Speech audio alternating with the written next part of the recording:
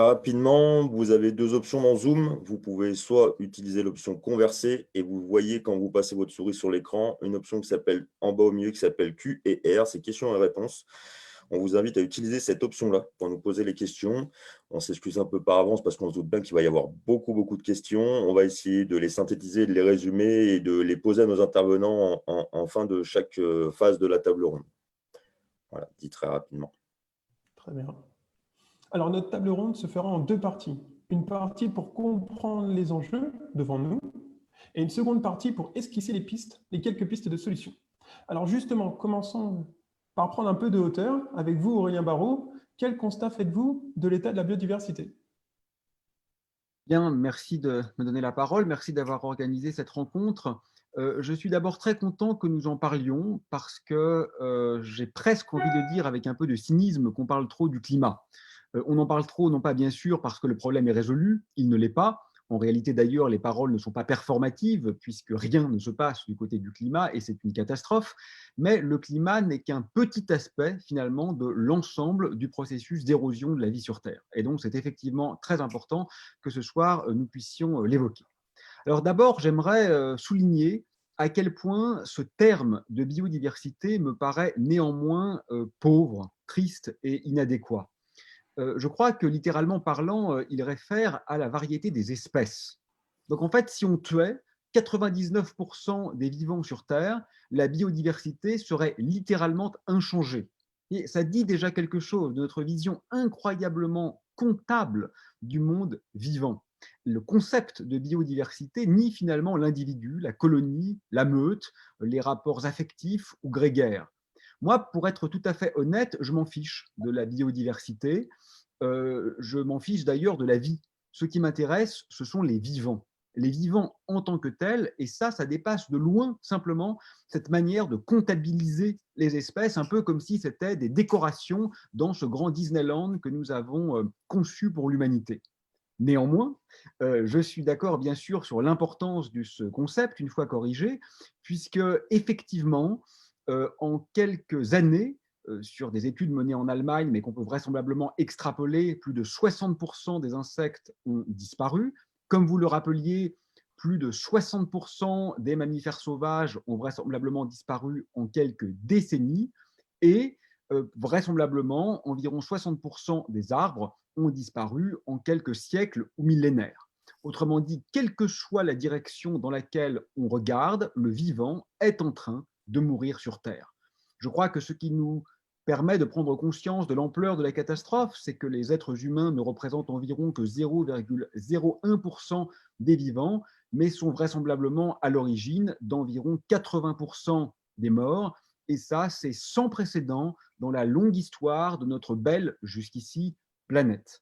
Alors, ce n'est pas une peur de l'avenir, c'est un constat, et il est en ce sens essentiellement incontestable. Alors, bien sûr, la biodiversité au sens littéral du terme, aussi atrophiée soit-il, est néanmoins elle aussi touchée, puisqu'on pense qu'environ 1 million d'espèces sont menacées à relativement court terme. Mais je crois qu'il ne faut pas en rester à cette vision d'ingénieur, bien qu'étant d'ailleurs moi-même ingénieur de formation, je n'ai rien contre les ingénieurs, mais il faut vraisemblablement dépasser cette appréhension comptable. Nous sommes dans la 6e extinction massive.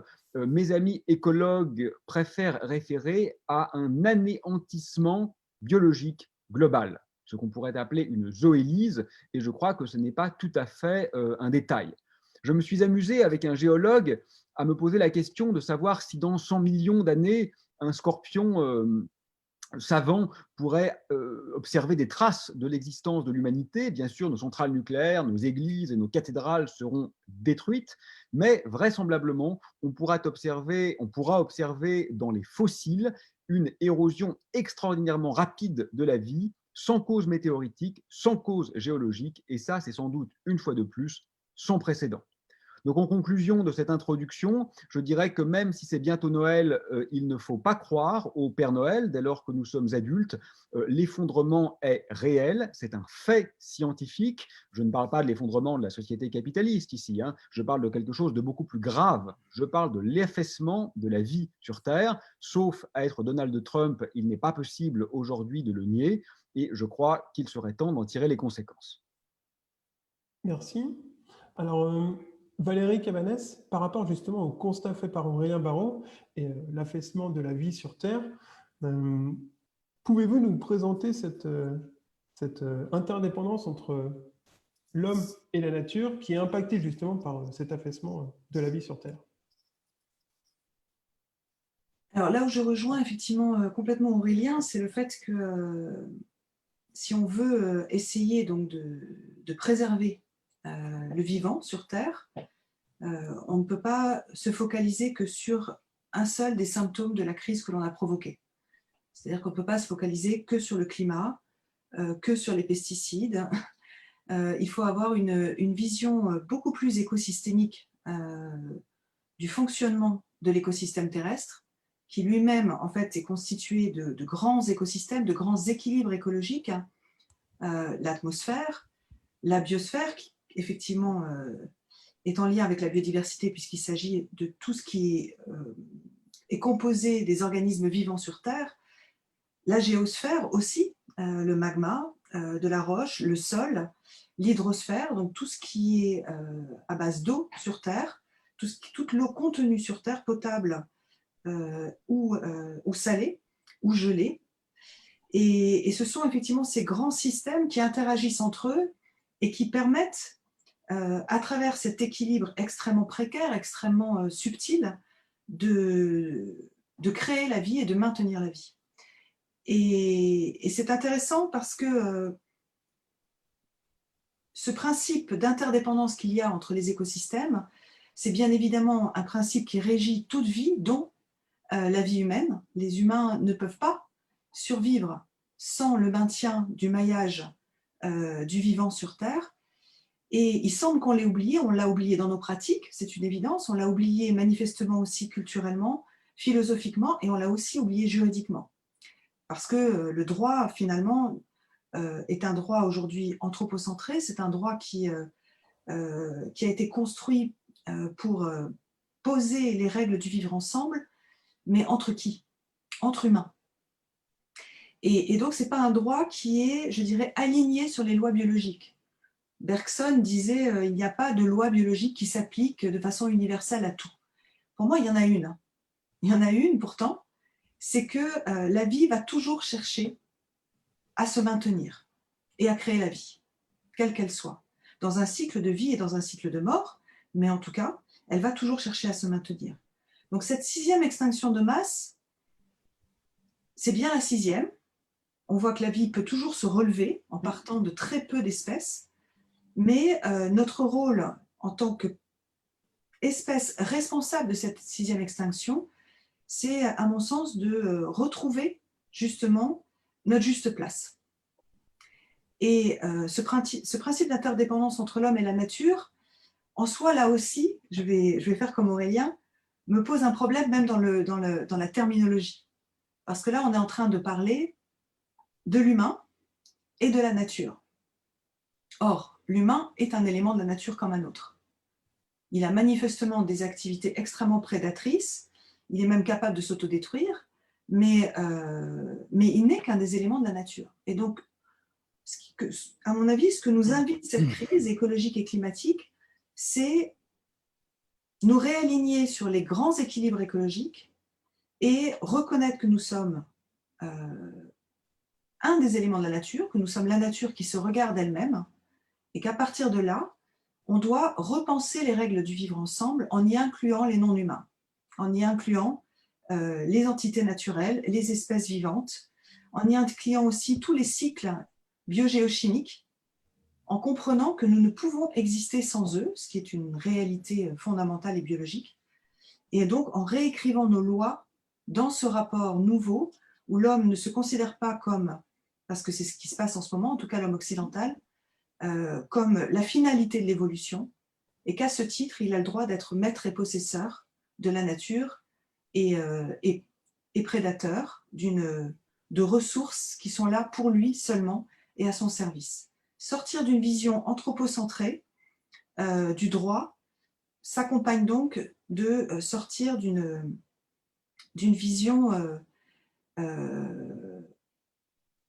je dirais, élitiste, orgueilleuse de nous-mêmes, et donc de retrouver un peu d'humilité si l'on veut au moins espérer sauver l'espèce humaine, je dirais à minima. Et c'est quand même incroyable que même sur ça, on n'arrive pas à se mettre d'accord.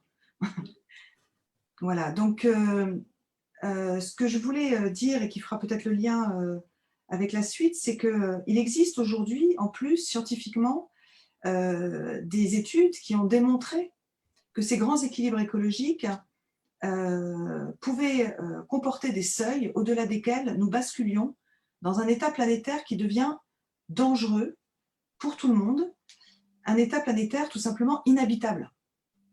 Et nous sommes très proches de cet état-là, puisque sur les 9 limites planétaires qui ont été déterminées, avec des seuils chiffrés pour chacune de ces limites qui s'appuient sur les grands systèmes écologiques, le climat, la biodiversité, l'eau, le sol, et donc en lien avec la déforestation, les polluants que nous mettons dans les écosystèmes autour de nous, les aérosols atmosphériques.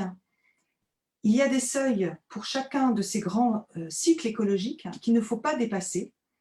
Et il me semble là aussi que nous pouvons trouver, en tant que juristes, une manière d'associer la science aujourd'hui à la définition des règles du vivre ensemble, en trouvant comment poser comme colonne vertébrale de nos sociétés, de notre droit et de notre pensée, le principe d'interdépendance comme étant véritablement je dirais le pivot central de toutes les actions et de toutes les décisions que nous pourrions prendre. Bon, c'est intéressant justement cette posture, quand on en fait le constat, et d'avoir cette posture justement pour se pousser à réfléchir et à trouver des solutions adéquates. Alors maintenant, justement, plongeons en région et dans le Rhône plus précisément, alors que 40% des territoires sont en déficit d'eau chronique dans la région. Je me penche vers vous, Frédéric Pitaval. Vous portez l'appel du Rhône, mais avant de nous en parler dans la seconde partie, sur son utilité, votre approche, pouvez-vous nous partager comment vous est venue en fait cette prise de conscience et en quoi l'eau, dont Valérie Cabanès parlait, est un commun si particulier pour la biodiversité? Merci. Oui, l'eau est un commun particulier pour la biodiversité. C'est d'ailleurs personnellement le moyen qui m'a fait découvrir. Enfin, c'est par la biodiversité aquatique que tout s'est enchaîné finalement, jusqu'à l'appel du Rhône.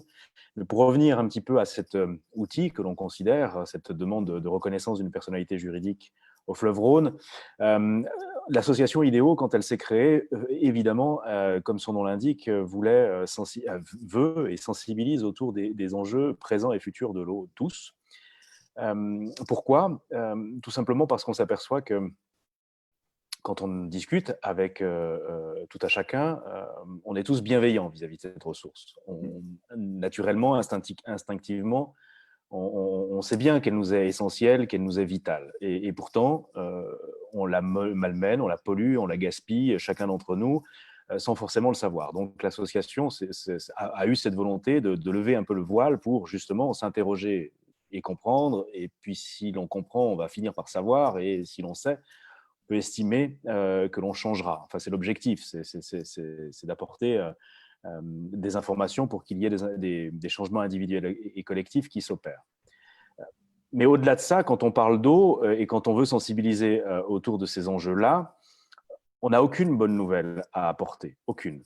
Ni en termes de quantité, ni en termes de qualité, ni en termes de disponibilité. Quand on parle de cette ressource, malheureusement, on n'a que des mauvaises nouvelles à annoncer. Donc, en tant qu'association, être sur ce sujet-là, c'est assez compliqué parce qu'il faut quand même se donner, fédérer des énergies, encourager. Et donc on s'est dit, mais comment on peut aller de l'avant ? Comment faire pour finalement quand même construire là-dessus, néanmoins ?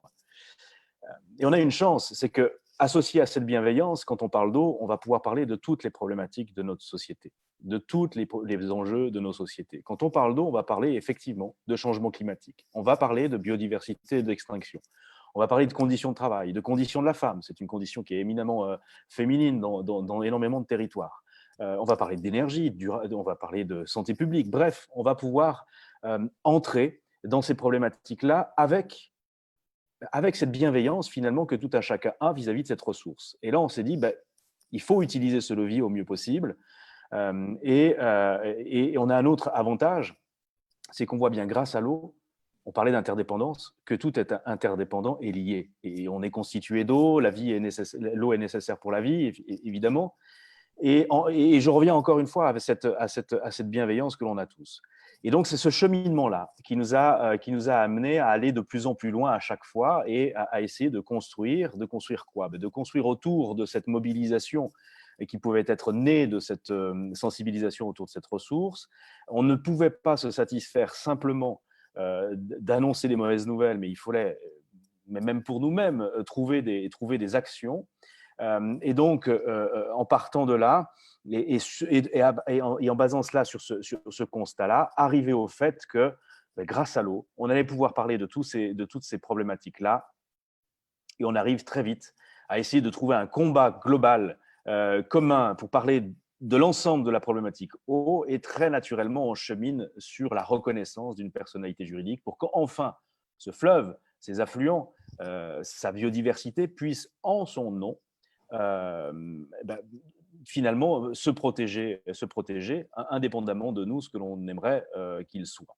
Alors voilà un petit peu ce cheminement grâce à l'eau qui nous a amené bien au-delà de la biodiversité, puisqu'il est clair que, à mon sens, et je rejoins Valérie sur le constat, on a des indicateurs, ces fameuses 9 limites planétaires, qui nous permettent d'envisager non plus comme un indicateur, mais simplement comme des contraintes, si on se les imposait, à écrire un nouveau monde, quelque part, si l'on veut bien, en tenant compte de ces 9 limites planétaires. Il y a tout à inventer, et on fait le pari, et ça, je pourrais vous le développer un petit peu plus tard, que grâce à l'appel du Rhône, on pourra essayer d'envisager tout cela.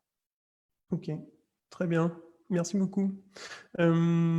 Aussi, alors, un autre exemple, les réserves naturelles, ces îlots de biodiversité. Et Éric Ferraille, donc avec l'association la France Nature Environnement, vous vouliez nous partager en fait leur utilité, mais aussi votre analyse de l'approche qu'on peut avoir, qui n'est pas suffisamment efficace selon vous parfois, quand on essaye de préserver la biodiversité à travers les réserves naturelles. Je vous laisse la parole. Alors, merci. Donc là, bon, on parle de biodiversité, sachant que voilà, c'est un terme qui est réducteur, d'une part, comme on l'a déjà dit, et d'autre part, qui est interconnecté avec tout le reste. Donc, finalement, la biodiversité, ce qu'il en reste, c'est la conséquence de tout ce qui est à l'amont. Bien, alors dans notre approche du XXe siècle, qui a commencé au XIXe siècle, on s'est dit pour arrêter la perte de biodiversité, qu'est-ce qu'on va faire? On va faire des réserves et puis voilà, on aura de magnifiques endroits à préserver et puis ailleurs, on va pouvoir faire à peu près tout ce qu'on veut, c'est-à-dire n'importe quoi. Donc, c'est un peu la situation dans laquelle on se trouve aujourd'hui avec des réserves naturelles qui sont des timbres-poste. On a en France même pas 2% du territoire qui est sous protection forte. C'est-à-dire que quand le président nous dit on a X% sous protection, un PNR, ça ne protège rien du tout. Un PNR, vous voulez parler de parc naturel régional. Parc naturel régional, ce n'est pas une protection, c'est un contrat entre élus. Ça n'a rien à voir avec une protection. Enfin, même si on décide de mesures favorables à l'environnement, ce n'est pas un territoire protégé stricto sensu. Les seuls territoires protégés stricto sensu, c'est cœur de parc national, réserve naturelle, nationale ou régionale, et ce qu'on appelle les arrêtés de protection de biotopes ou les arrêtés de protection de milieux naturels. Voilà. Et c'est tout. Et le reste, c'est juste du baratin. Donc ça correspond à des timbres-poste. Mais malgré tout, ces timbres-poste ont valeur quand même, en valeur de terrain d'expérimentation, en valeur de laboratoire scientifique et en valeur de vitrines et de sites d'éducation à l'environnement. Donc, ce n'est pas parce qu'ils sont petits qu'ils n'ont pas de valeur, mais ils sont, contrairement à ce qu'on pense, largement insuffisants, voire complètement inutiles pour préserver la biodiversité. Vu l'étroitesse des territoires protégés par rapport à l'immensité du besoin, on est dans un domaine, dans un comparatif qui est de l'ordre du ridicule. Néanmoins, en ce qui concerne la région, donc il y a deux types de réserves naturelles. Il y a les nationales qui sont gérées par l'État, dont la gestion peut être déléguée à une association, à une communauté de communes, à tout ce que vous voulez.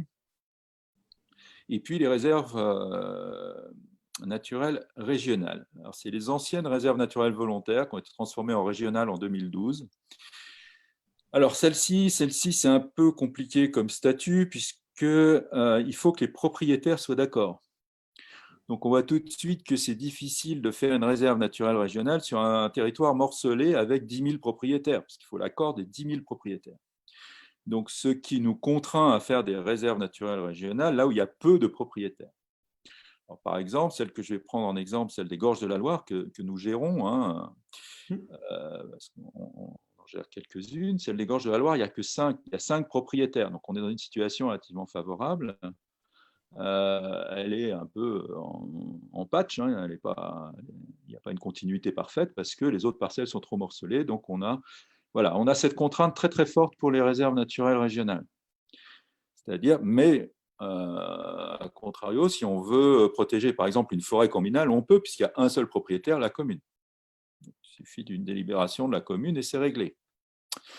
Donc c'est à la fois un outil très souple, très facile à mettre en œuvre s'il n'y a qu'un propriétaire ou deux qui sont volontaires, ou extrêmement compliqué, voire impossible à mettre en œuvre sur d'autres territoires. Voilà. Alors après, comme dans toute réserve naturelle, vous avez la bonne bureaucratie française qui s'installe avec votre plan de gestion. Vous allez annoncer 5 ans à l'avance toutes les actions que vous allez faire jusqu'à la taille de la pelouse au ciseau. Et donc, pour résumer, qu'est-ce qu'il y a comme type d'action dans une réserve naturelle régionale ? Il y a la gestion du milieu naturel. Enfin, la gestion, j'aime pas ça parce que c'est du jardinage encore. La nature, elle n'a absolument pas besoin de nous. On est parti du dogme en France parce qu'on aime bien tout gérer et que tout au cordeau, qu'il n'y a plus de milieu naturel en France, c'est tout l'homme qui a imprimé sa marque. Donc, si on veut conserver des milieux, il faut qu'ils soient gérés par la main de l'homme. Je n'adhère pas du tout à ce dogme. Donc, vous pouvez gérer ou ne pas gérer. Ne pas gérer, c'est un mode de gestion, c'est-à-dire ne rien faire et regarder comment ça évolue, c'est un mode de gestion. Donc, c'est ce qui est fait dans les Gorges de la Loire pour la forêt. On la laisse évoluer tranquillement et on regarde ce qui se passe. Et on a des suivis scientifiques et on regarde l'évolution du nombre d'espèces et de la quantité d'individus par espèce, qui est aussi important que le nombre d'espèces. Je crois que Aurélien Barraud l'a rappelé. C'est pas, il y a des endroits où il y a peu d'espèces, mais on est frappé par le nombre d'individus. Et c'est ça la normalité. Et je veux rappeler, c'est que la normalité, c'est pas forcément beaucoup d'espèces, mais c'est beaucoup d'individus, c'est une abondance. Et on retrouve cette abondance pratiquement plus nulle part en France, à part à quelques endroits préservés, comme au bout de la Maurienne ou sur l'île d'Ouessant, où on se dit « Ah, c'est donc ça ». Voilà, donc cette parenthèse est enlevée. Donc vous avez ce problème de gestion. Vous pouvez aussi gérer des milieux qui sont des milieux artificiels, qui sont néanmoins de jolis jardins, comme les pelouses à orchidées. Vous trouvez des orchidées dans des forêts sèches, il y en a moins, c'est tout, et elles sont moins visibles. Donc, si vous en voulez beaucoup, si vous voulez que ce soit un très joli tapis fleuri, eh ben, vous cultivez de la prairie sèche. C'est ce qu'on fait un peu dans la réserve de la Loire. Voilà, on garde quelques témoins. Voilà, c'est de la muséologie, ça. C'est pas de la nature, c'est du jardinage. C'est ce que font les conservatoires. Voilà, ils font beaucoup de jardinage. Alors, ça passe le temps, mais ce n'est pas ça qui va protéger la nature. Protéger la nature, il faut beaucoup d'espace, des espaces interconnectés. Il faut que les êtres vivants puissent se déplacer, puissent interagir ensemble, qu'il y ait les espèces dites clés de voûte dedans, etc., ce qui n'est pas forcément le cas en Europe. Voilà. Et puis, c'est aussi avant tout un lieu de ressourcement et d'éducation à l'environnement. Il y a en général, sur une réserve naturelle régionale, si elle a un peu d'ampleur, il y a un site d'accueil au public. Donc, c'est à ça que ça sert, les réserves naturelles, c'est à éduquer finalement les gens à la nature. Sur les Gorges de la Loire, on a 100 000 visiteurs par an et on a 2000 enfants qui viennent sur la journée pour avoir une animation. Et en vrai, sur Rhône-Alpes, notre association, elle fait, je ne vais pas vous dire de bêtises, mais elle doit faire à peu près 40 000 animations scolaires par an. Alors, au bout de 40 ans, ça finit par faire du monde. Ceci peut expliquer cela aussi. Voilà. Ok. Bon, on reviendra notamment sur les solutions un peu plus précises ou les enjeux aussi de sensibilisation dans la deuxième partie. Alors, Fabienne Grébert, justement, quelles sont les compétences, quel est le rôle de la région en matière de biodiversité et de préservation du vivant? Et quelle est ton analyse justement sur les politiques régionales? Et aussi, tu pourras enchaîner sur ton avis sur ce diagnostic fait avec Bien sûr. différents intervenants. Alors, les compétences de la région sur la biodiversité, elles sont plurielles et Eric en sait quelque chose. Effectivement, nous avons à gérer des contrats verts et bleus, donc des contrats qui permettent de travailler à la fois sur la préservation de l'eau, sur la préservation des espaces naturels. Nous avons la gestion de réserves naturelles régionales et puis tout un volet de sensibilisation et des appels à projets aux associations. Et nous avons aussi sur la partie liée à l'eau, ce qu'on appelle les contrats de bassin qui permettent de gérer des bassins qui vont des petites rivières, des petits ruisseaux jusqu'à les fleuves. Et on essaye de gérer toute la ressource en eau et de travailler à la fois sur la préservation de la quantité de ressources en eau et également sur la qualité de cette ressource. Cependant, ce dont on s'aperçoit bien évidemment, c'est que dans ces logiques, dans ces politiques publiques, on travaille uniquement sur des logiques de court terme. Et bien évidemment, la biodiversité n'a que faire de nos politiques sur le court terme. Ça ne change pas grand-chose. Et on a des élus qui ont tendance à se dire, eh bien, on va préserver des espaces naturels un peu pour faire plaisir aux écolos, sensibiliser les enfants, parce que c'est joli la nature, c'est joli les paysages, mais on n'a pas d'autre vision plus à long terme que ça. Il y a un autre aspect, mais qui peut aussi nous aider à faire passer nos messages, c'est qu'un élu, il raisonne aussi sur le terme économique et qu'il va essayer de voir qu'est-ce que ça peut lui rapporter en termes d'attractivité touristique, notamment de préservation des paysages, de tourisme, de ressources naturelles. Qu'est-ce que rapporte effectivement la préservation des espaces naturels? Et il va être dans cette logique-là. Et si j'en crois un certain nombre d'informations, 70% des interactions, enfin des transactions financières à l'échelle de la planète sont liées à la biodiversité. Donc là, nous avons quelques arguments pour encadrer cette démarche-là. 3, comme ça a été dit, dans ces logiques-là aussi, et c'est le fait de ce qu'on porte ici à la région, il y a la croyance d'un écosystème géré par l'homme, comme à plaisir à nous rappeler les chasseurs, qui sont censés avoir une logique de préservation du bien public, et Dieu sait si on les aide en Auvergne-Rhône-Alpes, c'est l'idée que de toute façon, on a besoin de la main de l'homme pour gérer des écosystèmes et que sans nous, la nature ne peut pas s'en tirer.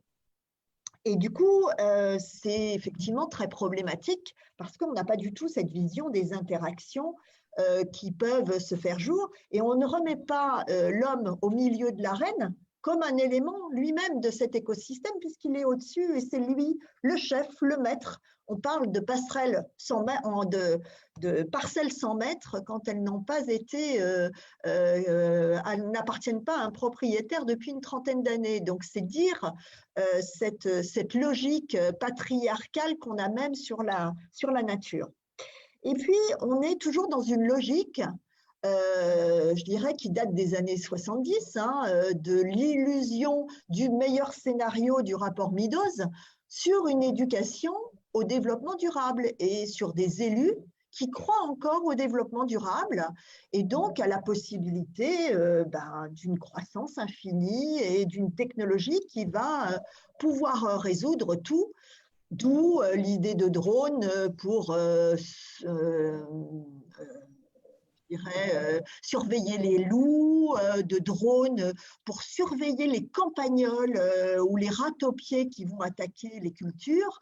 Voilà, il y a cette illusion qu'on va pouvoir venir à bout de tout ça. Et puis, il y a la question effectivement de ces réserves naturelles régionales et je voudrais citer un petit exemple, une pépite, parce qu'on parle souvent des réserves naturelles régionales comme une pépite, mais là, c'est une pépite de politique publique. C'est la réserve naturelle régionale des grottes de Volvic. Et cette réserve naturelle régionale des grottes de Volvic, elle a été créée par qui? Par les Hauts-de-Volvic. parce que cette réserve naturelle permet de préserver la qualité des captages d'eau. Et en ce moment, la région autorise des captages très profonds sur lesquels on va péter le basalte et on nous dit il va falloir embêter ce qu'on appelle les opérations de swarming des chauves-souris, c'est-à-dire des petites chauves-souris qui se réfugient dans ces grottes pour se préserver. Alors pour faire la fête, on va dire, de ce que je comprends du swarming, des chauves-souris, c'est des mâles qui viennent à un moment donné se rassembler dans ces grottes et choisir la plus belle des chauves-souris. Donc c'est très poétique, c'est très joli, mais Volvic n'en a que faire. En tout cas, sous réserve de ce financement des réserves naturelles régionales, elle demande à la région, qui en est gestionnaire, des autorisations de travaux pour embouteiller du plastique qui finira dans nos océans et dans nos rivières. Donc, c'est ça aussi la logique de ces réserves naturelles régionales. Et moi, ce que je préférerais, c'est qu'on puisse y poser. Bien sûr, peut-être qu'il faut garder ces espaces parce que même si c'est des espaces de jardinage, c'est toujours des espaces qui échappent quand même à des projets immobiliers au bord d'un lac ou dans une montagne. Mais peut-être faudrait-il aller plus loin dans ce que propose Baptiste Morisot et parler de réserves de nature sauvage et laisser faire la nature et laisser l'expérimentation se faire et montrer que ces logiques de coopération, quand elles sont à l'œuvre, eh bien, elles ont aussi une qualité extrêmement importante pour restaurer la biodiversité. Et je crois que là, on a un vrai message à passer en tant qu'élu, c'est de dire rien n'est inexorable. Bien sûr, il y a des espèces qui ont disparu, mais la Terre continuera à être là. Ce qui est répréhensible, c'est ce dont on ne pourra pas revenir, c'est ces logiques de coopération et changer le regard de nos des futures générations et ne serait-ce que des adultes sur la question de cette relation de coopération. Je crois que c'est un vrai pas qu'on doit avoir dans les politiques d'enseignement, les politiques d'éducation populaire.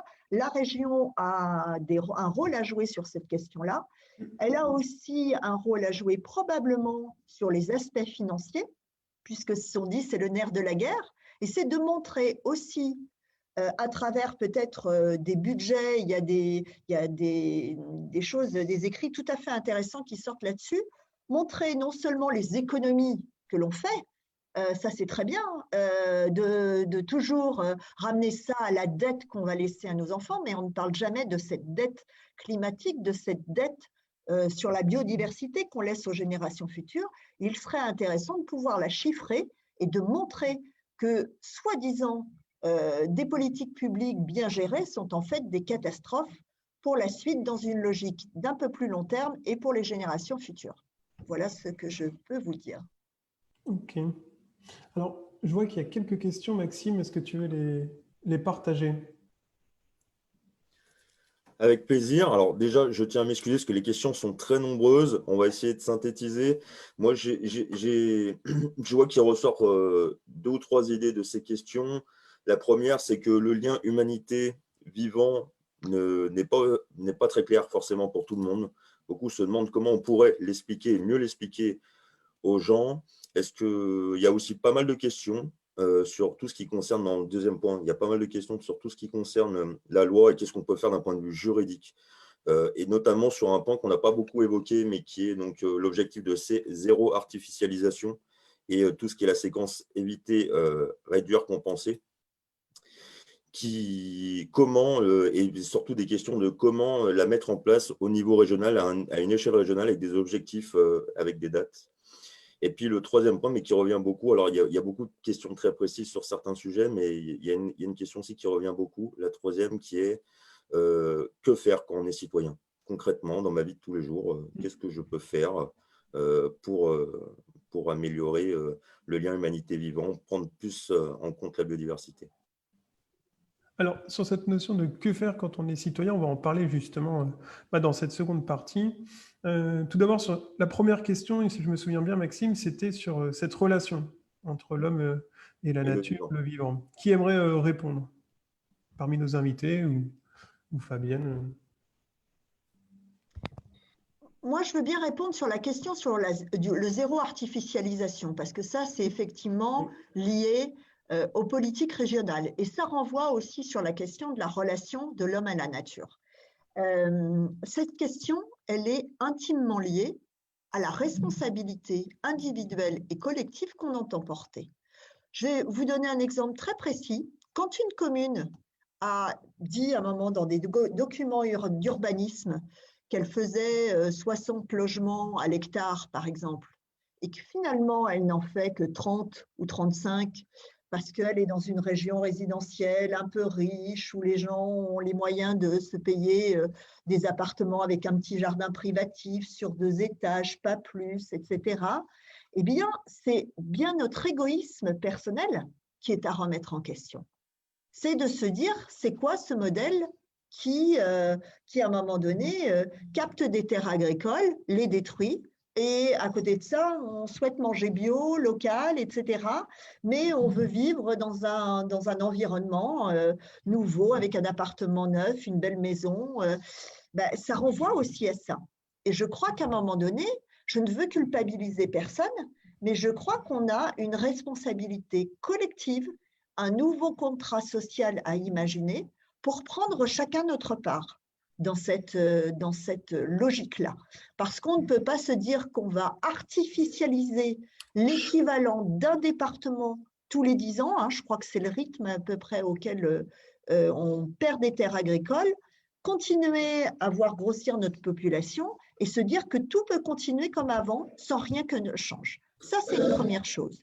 2, sur la question de l'artificialisation, il y a aussi arrêter de consommer des terres agricoles et utiliser les espaces dont on dispose. On peut bien vivre, je vous assure, je vis dans un appartement au 9e étage avec de jolies baies vitrées, j'ai une vue sur la nature, je vous assure, ça va. Je ne suis pas déprimée tous les matins quand je me lève, ce n'est pas dramatique et on peut, en organisant bien l'urbanisme, avoir des conditions de vie qui soient tout à fait satisfaisantes, denses, et en tout cas se dire qu'on va réutiliser les matériaux, qu'on va réutiliser les endroits, les densifier dans une logique aussi d'accès à la nature, et on va pouvoir bien vivre. Et je crois qu'on a une vraie démarche à engager de cette manière-là. Bien, merci. Est-ce qu'il y a des intervenants qui veulent rebondir sur cette notion d'essayer d'expliquer un peu, on va dire, un peu plus simplement la notion de relation entre l'homme et la nature? Valérie, Aurélien? Et comment mieux la diffuser auprès du grand Comment? public? Et je vais peut-être laisser Aurélien, parce que moi j'en ai parlé pas mal, et je reviendrai ensuite sur les espaces naturels sauvages et la notion de droit. Il y a des choses à dire là-dessus intéressantes, à mon avis. Oui, ça dépend. D'abord, je voudrais dire que je trouve tout le monde génial ce soir. C'est un peu rassurant. Il y a des moments comme ça, on se dit, bon, tout n'est peut-être pas perdu, quoi. Donc, je voudrais remercier tous les gens qui sont intervenus ce soir. À chaque fois que j'entends quelqu'un, je me dis, ouais, bon, c'est pas mal quand même. Donc, merci d'être là. Ça dépend si la question est normative ou descriptive. Ça dépend si la question repose sur ce qui est ou sur ce qui devrait être. Voilà, tout est là. Moi, je crois que, vous savez, notre vieille culture, pour le meilleur et pour le pire d'ailleurs, est en grande partie héritière de la métaphysique grecque. Autrement dit, de l'ensemble des dualismes socratiques mis en mots dans les dialogues de Platon, qui sont des oppositions binaires entre le haut et le bas, entre la présence et l'absence, entre l'homme et la femme, etc. Alors, ces distinctions, elles sont parfois utiles, elles sont parfois opportunes, mais elles peuvent être aussi dangereuses. Elles sont souvent réductrices, à tout le moins. Et je pense en particulier à 2 oppositions qui ont des conséquences dévastatrices. C'est l'opposition homme-animal et l'opposition nature-culture. Et nous nous sommes fondés sur cette disjonction qui, pour le reconnaître, nous arrangeait bien. Aujourd'hui, je crois qu'il est urgent de les déconstruire très profondément, d'une part parce qu'elles sont scientifiquement fausses, c'est-à-dire que c'est un effet de perspective, si vous voulez. Bien sûr, l'être humain peut se trouver singulier, c'est son droit intellectuel le plus strict, mais soyez tout à fait certain que du point de vue des poulpes, les poulpes sont tout à fait singuliers, et il est tout à fait exact qu'ils le sont. Les pieuvres sont des animaux merveilleux, vous savez que leurs cerveaux sont délocalisés en grande partie dans les tentacules, ils ont un rapport au monde d'une richesse extraordinaire, qui est ni plus ni moins singulier que le nôtre, et il faut bien sûr déconvoluer de cet effet de prisme en quelque sorte. Et au-delà donc d'être scientifiquement fausses, ces impressions d'exceptionnalité sont aussi, me semble-t-il, éthiquement pernicieuses parce qu'elles rompent la continuité, qui est finalement le fondement en quelque sorte de l'évolution du vivant et de l'échange entre les vivants. Moi, je suis effondré de voir que mon fils, en terminale, apprend encore en cours de philosophie que la conscience est évidemment le propre de l'homme. C'est même souligné dans son livre de philosophie. Bon, c'est une aberration, aussi bien du point de vue éthologique que du point de vue biologique, que du point de vue philosophique. Tout le monde sait aujourd'hui que c'est faux, à condition d'avoir réfléchi 3 secondes à la question, mais l'inertie en quelque sorte culturelle de notre position de confort déteint évidemment sur notre lien ou notre absence de lien avec les autres vivants. Alors évidemment, on est dans une relation d'interdépendance. Ça, c'est factuel en quelque sorte. La vie est commensaliste. D'ailleurs, c'est un pan très important de la théorie darwinienne qui est souvent escamoté au profit de la compétition, qui, je crois, dans les textes de Darwin, sont plutôt moins essentiels, moins fondamentaux que l'entraide entre les individus, qui est la véritable en fait, condition de la survie, et l'entraide aussi d'ailleurs entre les espèces. Alors, ce qu'il faut comprendre, c'est qu'aujourd'hui, ce qu'on est en train de détruire, c'est notre bien le plus précieux, c'est-à-dire les conditions d'habitabilité de la planète. Je me souviens d'un exemple amusant de Jean Covici qui disait « Regardez comme c'est coûteux et difficile de maintenir quelques astronautes en vie sur la Station spatiale internationale. Ça coûte une fortune et c'est très précaire. » Et donc, qu'est-ce qu'on voit là? On voit que quand on s'extrait de la Terre, tout simplement, on sort de l'environnement terrestre qui est extraordinairement hospitalier, vivre, tout simplement vivre, devient incroyablement problématique.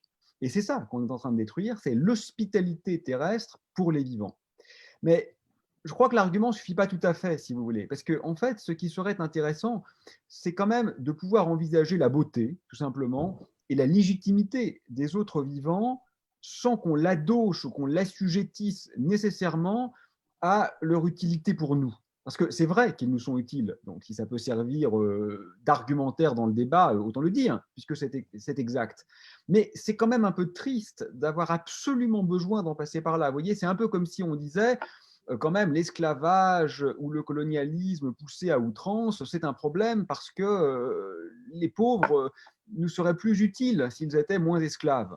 C'est peut-être vrai, mais c'est un peu embêtant quand même d'un point de vue éthique comme argumentaire. Et on n'a pas encore passé ce point. Et je crois que Valérie avait raison d'évoquer cet incroyable orgueil de l'homme occidental.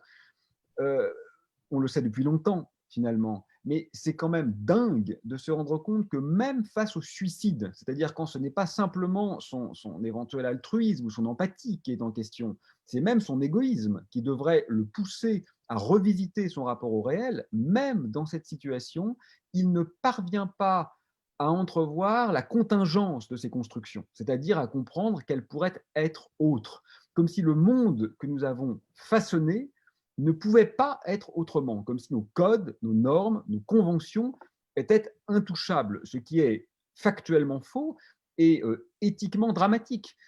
Prenons l'exemple de l'économie, si vous voulez. Moi, on m'a objecté 50 fois, mais monsieur, il y a des réalités économiques.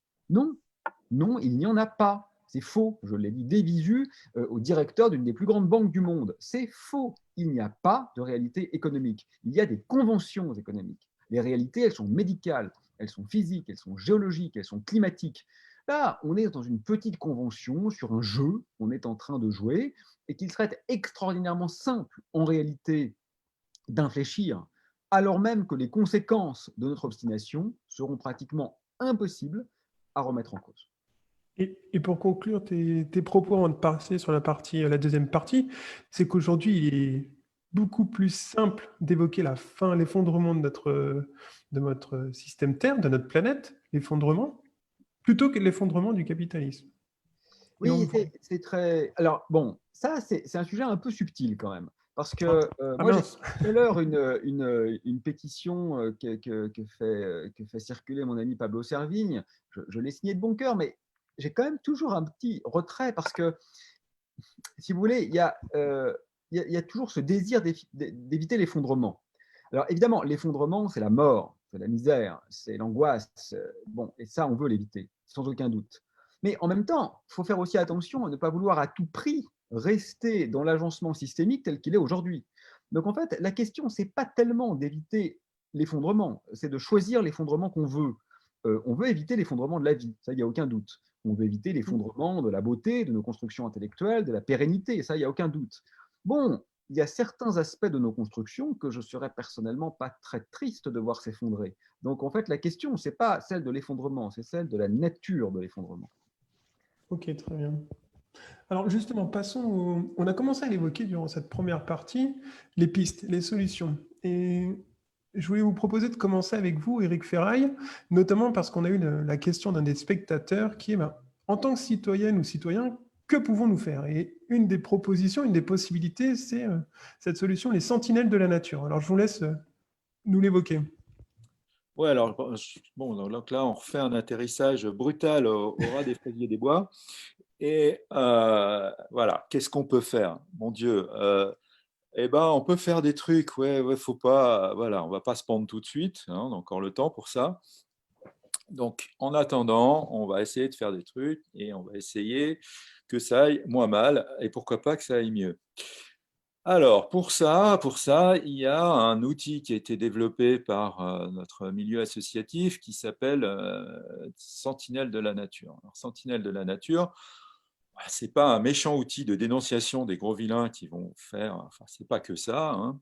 C'est aussi ça, bien sûr, c'est aussi recenser les atteintes à l'environnement qu'on va avoir dans la nature, voilà, dans la vie de tous les jours. C'est-à-dire, vous voyez, un gros cochon qui a déversé sa benne de déchets du BTP le long du ruisseau, ben, vous allez pouvoir le signaler, voilà, le pointer sur la carte.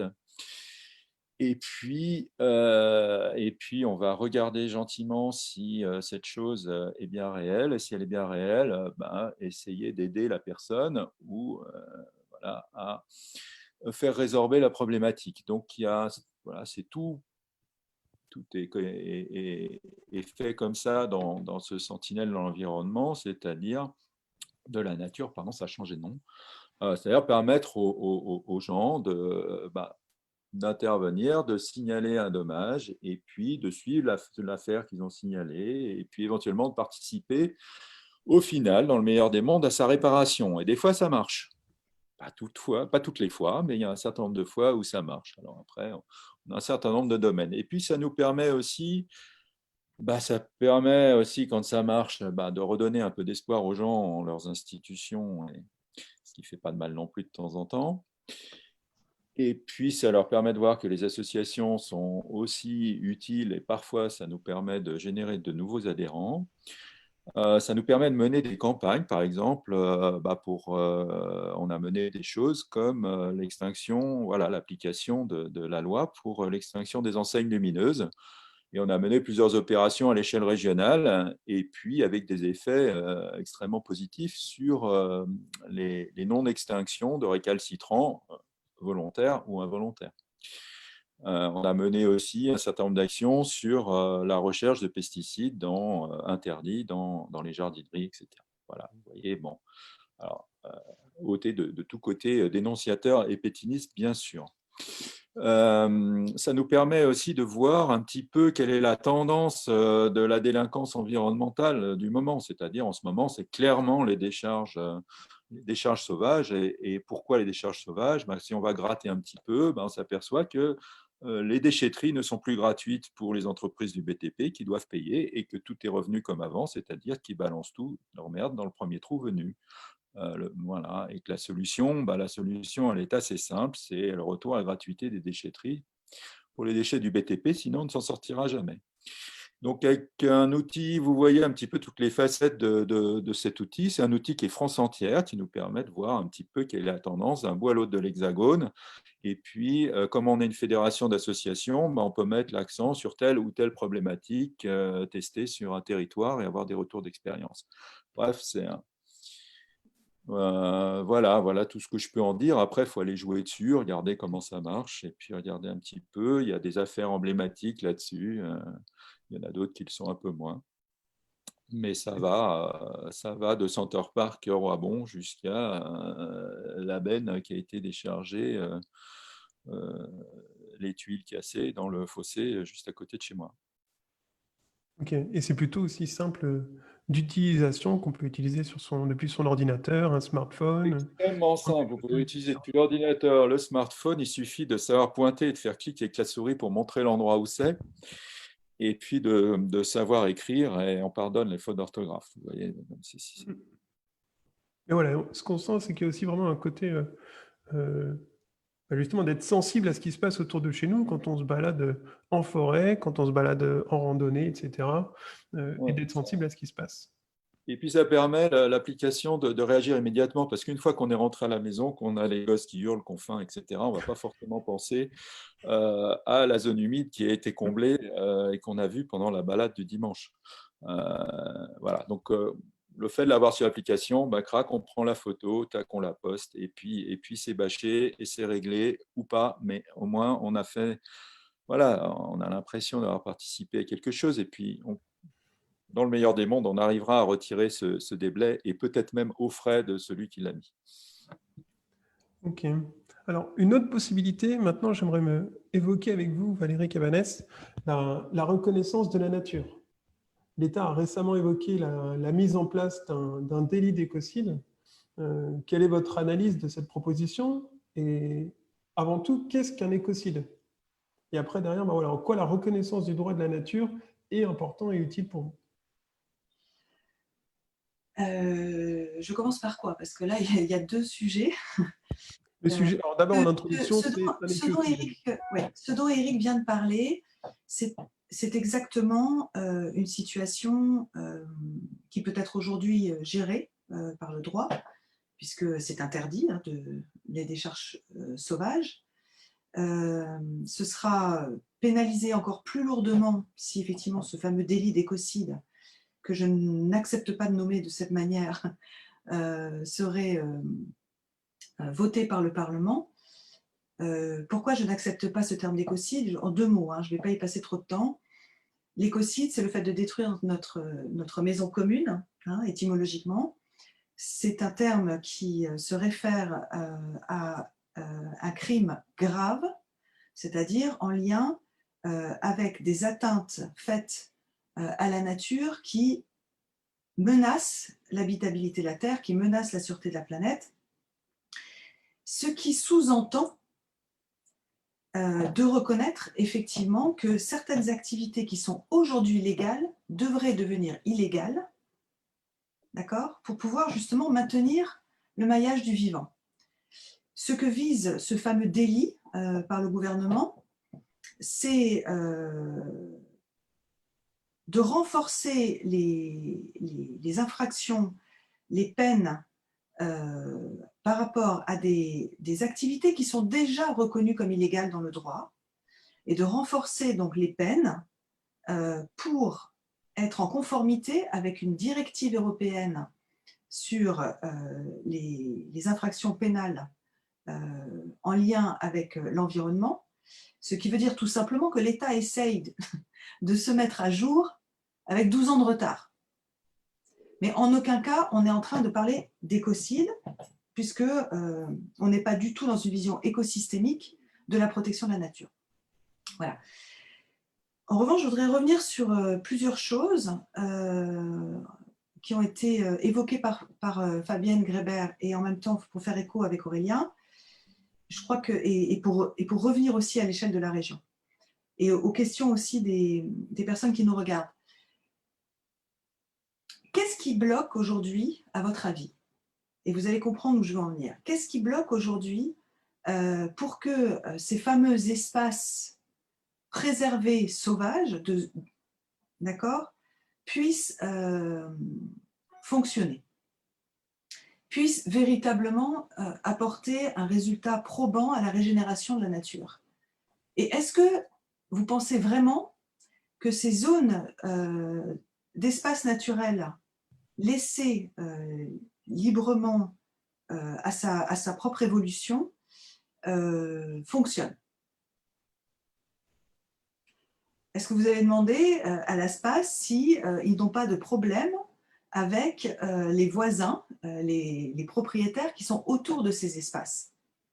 Et vous avez dit quelque chose de très intéressant, Fabienne, c'est que vous avez parlé des res communes, des lieux sans maître. Les res communes en droit, ce sont effectivement des lieux qui habituellement sont plutôt ce que moi j'appelle les communs planétaires, les communs naturels, qui sont des lieux qui n'appartiennent à personne, qui sont sous la souveraineté d'aucun État, mais qui sont exploitables par tous, c'est-à-dire les océans en eau internationale, les pôles, l'atmosphère, les grands fleuves transfrontaliers, les espèces migratrices, etc. Et parce qu'ils sont exploitables par tous, ils sont aujourd'hui surexploités, pollués ou détruits. Les espaces naturels que vous voulez, ou ces poches de biodiversité que vous voulez pouvoir préserver, voire même les corridors écologiques qui sont proposés par l'Europe, malgré tout resteront la propriété de quelqu'un, d'une association qui va acheter auprès de, comme vous disiez tout à l'heure pour les gorges de la Loire, aller rechercher les propriétaires, devenir soi-même propriétaire en rachetant ces terres. Et donc vous vous retrouvez confronté à quoi? Vous vous retrouvez confronté au droit existant, au droit occidental, qui, dans notre système juridique, considère, quoi qu'il en soit, tout espace naturel comme la propriété de quelqu'un ou d'une entité morale. Et là, vous êtes coincé.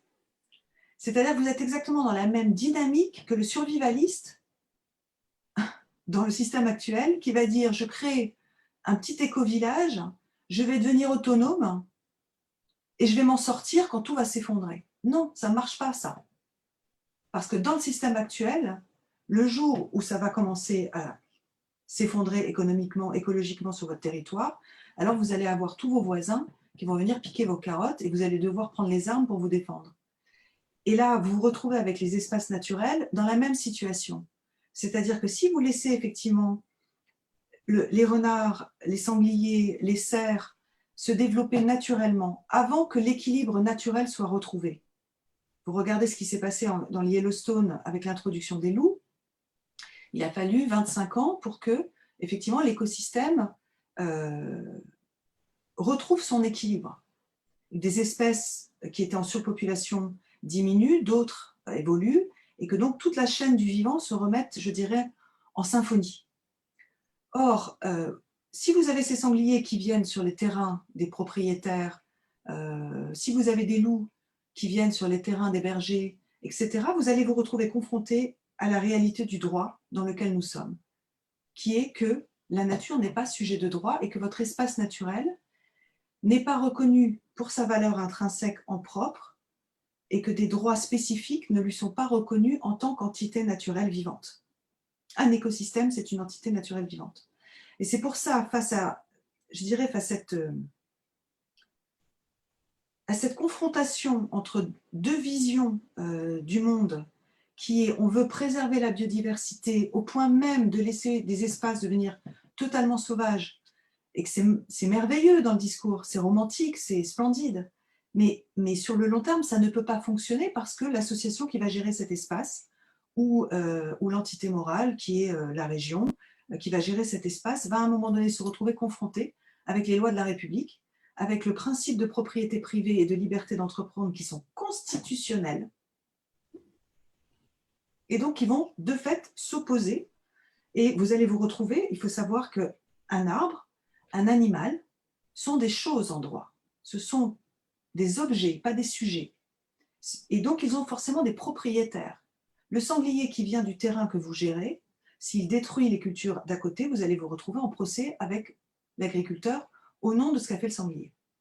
C'est pour ça que de plus en plus de régions dans le monde, de peuples, de collectivités, voire même des pays, décident effectivement d'intégrer dans le droit ce principe d'interdépendance et cette juste place de l'humain dans la nature en disant l'humain a le droit d'exister, l'humain a le droit d'évoluer, mais l'humain a besoin d'apprendre à cohabiter en coévolution avec les autres entités naturelles. Et donc, il faut définir des règles du vivre ensemble où les entités naturelles deviennent des sujets de droit pour qu'elles puissent défendre leur droit tout simplement à jouer leur rôle écologique dans le maillage du vivant.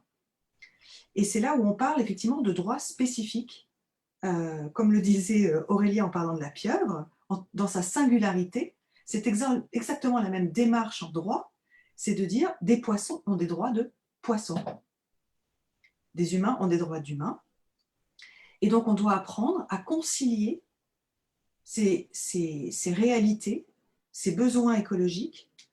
On a besoin de concilier la nécessité d'évoluer librement, de se régénérer, et ça demande à repenser complètement les politiques publiques.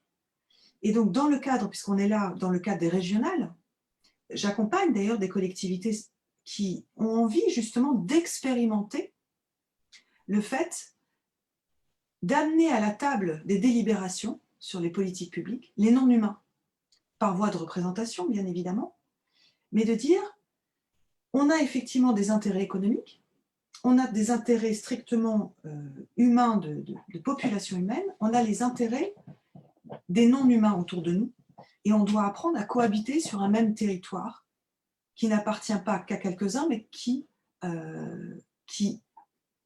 appartient à tous, et dont les ressources doivent être partagées avec tous, dans un processus de cohabitation et de coévolution. Et ça, c'est des expériences qui commencent à être menées, soit parce que des régions ont décidé, ont envie d'expérimenter l'idée de signer, par exemple, des chartes reconnaissant les droits de la nature et d'intégrer cette idée-là dans la manière dont ils vont mener leur politique publique. Ça peut être aussi par des parlements de démocratie écologique et participative, où autour de la table, il y a les politiques, il y a les industriels, il y a les populations humaines habitantes de ces territoires, j'appellerais ça les autochtones locaux, et puis il y a les autochtones non humains, qui ont aussi le droit d'exprimer la nécessité qu'ils ont à jouer ce rôle qui va bien évidemment nous bénéficier. Mais c'est un autre paradigme. Et donc, quand Aurélien disait « il faut que ça s'effondre », oui, quelque part il faut, j'en discutais aussi avec Gaël Giraud, qui me disait de toute façon, on va être obligé de dynamiter de tous les côtés le système si on veut à un moment donné pouvoir espérer expérimenter d'autres modèles. Mais en attendant, je me dis que les territoires, les régions ont quelque chose d'extraordinaire à leur portée, qui est de tenter cette expérience-là, au moins symboliquement, puisque vous ne pouvez pas légiférer là-dessus. Et je pense que ça amènera progressivement en France et en Europe, c'est déjà le cas, à repenser complètement effectivement notre rapport au vivant en reconnaissant comme sujet de droit des entités naturelles autres qu'humaines et en réfléchissant avec elles dans la construction des politiques publiques. Alors justement, pour rebondir justement sur cette notion de droit, et vous parliez des initiatives qu'il peut y avoir, notamment en région, il y en a une en région Auvergne-Rhône-Alpes qui est l'appel du Rhône. Donc justement, Frédéric Pitaval, est-ce que vous pouvez nous parler de son fonctionnement? Voilà, comment s'est construit le projet et quel est votre objectif? Alors tout d'abord, il n'y en a pas qu'une, parce que la Loire fait partie aussi de cette région Auvergne-Rhône-Alpes, et d'autres d'ailleurs, mais je voudrais aussi présenter le Polo, hein, pas oublier le Parlement de Loire qui a aussi qui fait une initiative de reconnaissance des droits de la nature, et notamment, entre autres, autour de la Loire. Ben oui, c'est effectivement, je reprends les propos de Valérie, dynamiter le système. En fait, on pourrait imaginer que l'appel du Rhône, on pourrait présenter l'appel du Rhône comme une expérience à vouloir dynamiter le système. Je vous parlais tout à l'heure de la genèse un petit peu de l'association qui s'est focalisée sur la sensibilisation à l'eau, qui a la volonté d'aller planter des graines dans l'esprit des moins convaincus, parce que quand on est convaincu, il faut être ambassadeur, mais l'urgence est telle qu'il va falloir aller amener avec nous le maximum de personnes, et pour aller planter ces graines dans l'esprit des moins convaincus, on essaye de développer des outils qui permettent aux scientifiques, aux entrepreneurs, au grand public de se rencontrer, de débattre, de s'agiter, de se mobiliser pour inventer des choses et pour créer ce monde de demain qu'on appelle de nos voeux. Et en tant qu'association, pour nous, c'était assez frustrant parce on avait plutôt la pression d'être dans le faites ce que je fais ou faites ce que je dis plutôt, et comment, en tant qu'association, nous pouvions aider au mieux cette mobilisation individuelle que l'on appelait de nos voeux. Et puis, donc, on travaillait sur des événements artistiques, des événements qui mêlaient un petit peu toutes ces catégories. Et oui, la lecture des livres de Valérie nous ont permis de se dire, mais finalement, pourquoi pas chiche? Pourquoi pas faire en sorte que un fleuve européen puisse demander sa reconnaissance, la reconnaissance d'une personnalité juridique, de devenir sujet de droit. Et puis, l'idée a cheminé, elle a tellement cheminé parce finalement, elle repose sur trois choses. Sur un constat, tout d'abord. On peut mettre des pansements sur le droit actuel. On part du principe qu'il n'a pas permis, qu'il ne permet pas et qu'il ne permettra pas d'enrayer l'urgence climatique ou l'extinction de masse. Comme il est fait, pour tout un tas de raisons que Valérie pourrait mieux expliquer que moi, droit de réparation et non pas de droit de préservation, etc., droit de propriété et pas droit d'usufruit. Bref, ce constat est assez malheureusement inquiétant, c'est qu'on ne pense pas que les conditions actuelles permettent d'aller dans l'urgence qui est la nôtre actuellement. On a une conviction également pour nous, avec l'association, c'est que c'est la mobilisation citoyenne, c'est que c'est cette mobilisation qui va permettre de changer les choses. C'est-à-dire que notre responsabilité individuelle, si on en prend conscience, est force de beaucoup de choses. Et donc, comment finalement la réunir sur quelque chose qui pourrait nous donner un espoir et un avenir. Et la troisième chose, c'est que, enfin, dans les droits de la nature, on part un peu avec du retard en Europe, mais ça existe ailleurs. Ça existe de différentes manières pour la reconnaissance dans la Constitution, avec par exemple l'Équateur, son inscription dans la Constitution directement, ou la reconnaissance déjà d'écosystèmes, évidemment Nouvelle-Zélande, Bangladesh, Ouganda et tout récemment les États-Unis dans le comté d'Orange. Bref, ça veut dire que ça existe ailleurs. Et nous, association suisse, basée à Lausanne, donc sur le lac Léman, mais donc du coup sur le Rhône, on s'est dit, mais mince, un fleuve, c'est un commun. Ce commun, il se moque des frontières. Demandons la reconnaissance d'une personnalité juridique au fleuve Rhône, de son glacier à son delta. Et là, c'est faire exploser le système, comme on disait, parce qu'on n'est pas sur un seul droit, on est sur plusieurs droits. Notre volonté, c'est d'associer cette reconnaissance des droits de la nature à une règle du jeu qui doit se rapprocher d'une façon ou d'une autre également des 9 limites planétaires. Et on se donnait un temps. L'appel du Rhône, on veut qu'il nous accompagne pendant 3 ans. Pourquoi 3 ans? Parce que c'est une période qui va nous permettre, il faut prendre un peu de temps, j'aimerais que ça aille plus vite, mais il faut quand même qu'on prenne un peu de temps. Le temps, c'est d'infuser cela auprès de l'opinion publique. Parler de droit dans l'opinion publique, dans l'esprit des moins convaincus, je peux vous assurer que ce n'est pas simple. Et pourtant, c'est nécessaire. Et c'est nécessaire parce que quand on écoute les gens, les problématiques environnementales et sociétales, et qu'on tire le fil de ces problématiques, on arrive très facilement aux droits de la nature. Et donc, il faut prendre le temps, dans les territoires, par nos événements, de pouvoir infuser sur le territoire français, sur le territoire suisse, cette mobilisation.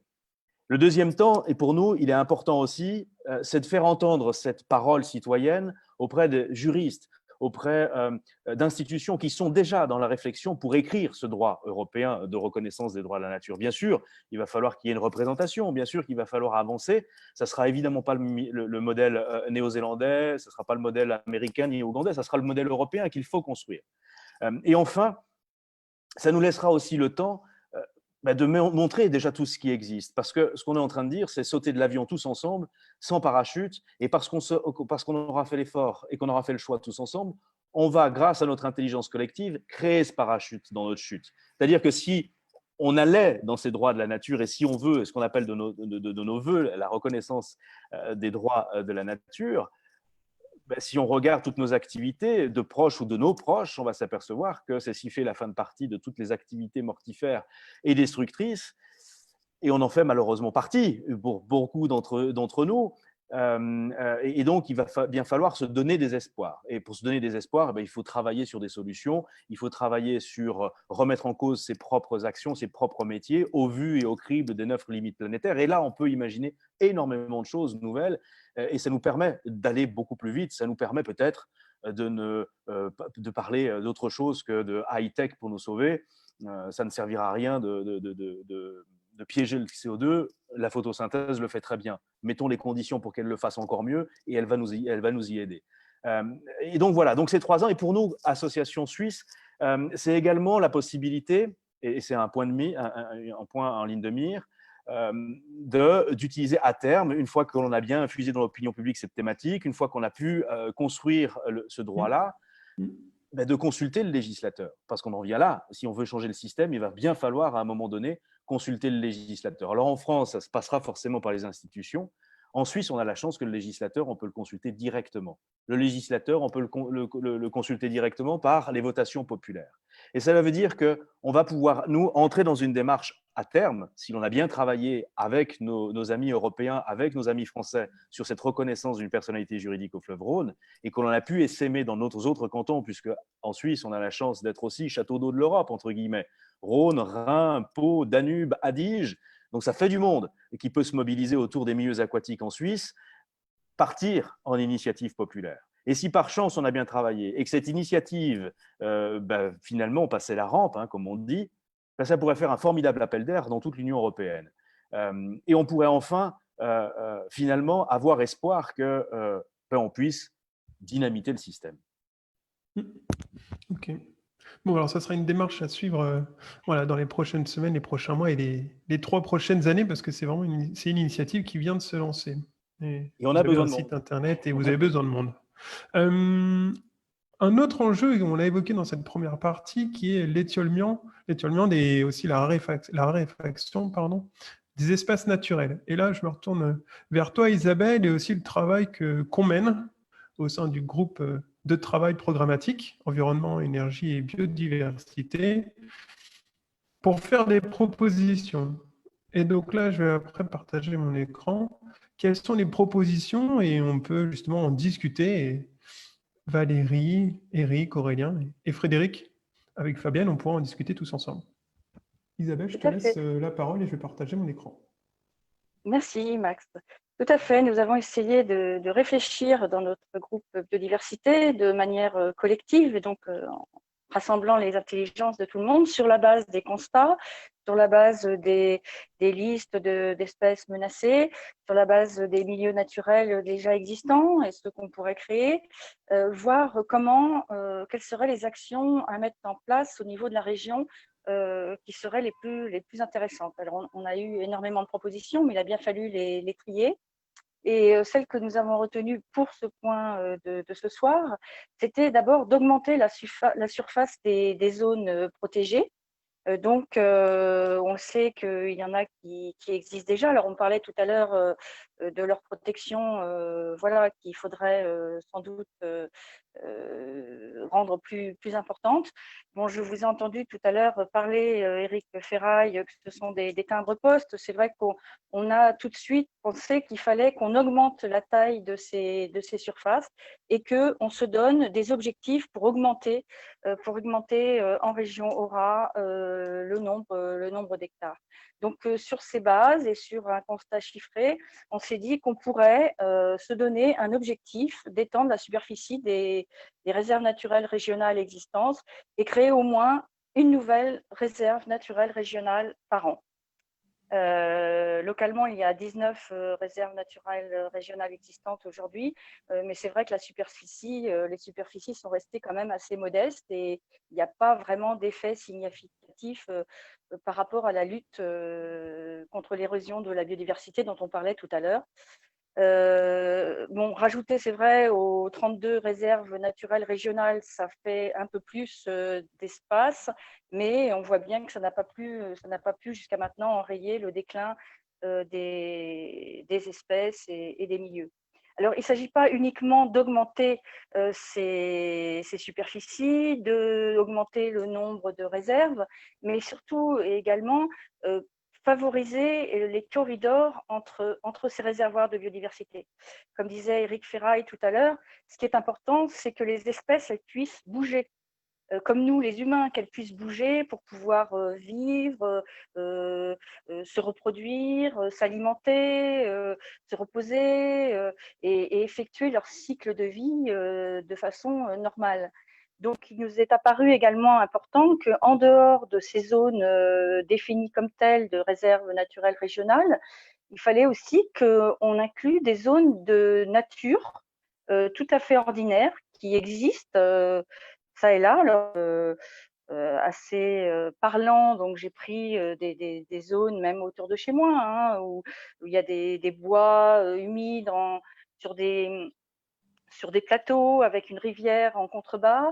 Et on a, par exemple, un chemin qui chemine, qui est un GR, par exemple, sur lesquels on voit qu'il y a des amphibiens, notamment la salamandre tachetée qui se fait écraser régulièrement lors de ses migrations. Pour aller vers les sites de ponte ou pour ensuite revenir vers des sites d'hibernation. Voilà, il fallait qu'on intègre tout ça pour qu'il y ait une logique de vie de ces espèces et de ces espaces. Voilà, des réservoirs de biodiversité d'un côté, avec les réserves, et puis des corridors. Alors, ça peut être des corridors naturels, on parle de trames vertes et bleues, vertes pour le côté plus boisé, de pelouse, etc., ou bleues par des mares, des ruisseaux, etc. Donc vraiment intégrer tout ça dans une logique complète pour que ces espèces puissent continuer d'exister et de se développer. Donc c'est ça, un peu lutter contre l'étiolement des milieux naturels. Alors ça peut être des espaces, des corridors naturels, comme je vous ai dit, mais ça peut être des corridors semi-anthropiques, hein. On a par exemple l'exemple de l'étang de Saint-Bonnet dans le Nord-Isère, où on a la cistude d'Europe, une espèce dont on sait qu'elle est très menacée, qui figure sur la liste des espèces. Là, on a fait un tableau justement de toutes les espèces selon les catégories, qu'elles sont en danger critique de disparition, en danger de disparition ou vulnérables. On voit que dans toutes les nomenclatures, le déclin se fait de façon drastique. Donc là, vraiment, il faut qu'on ait une réflexion globale.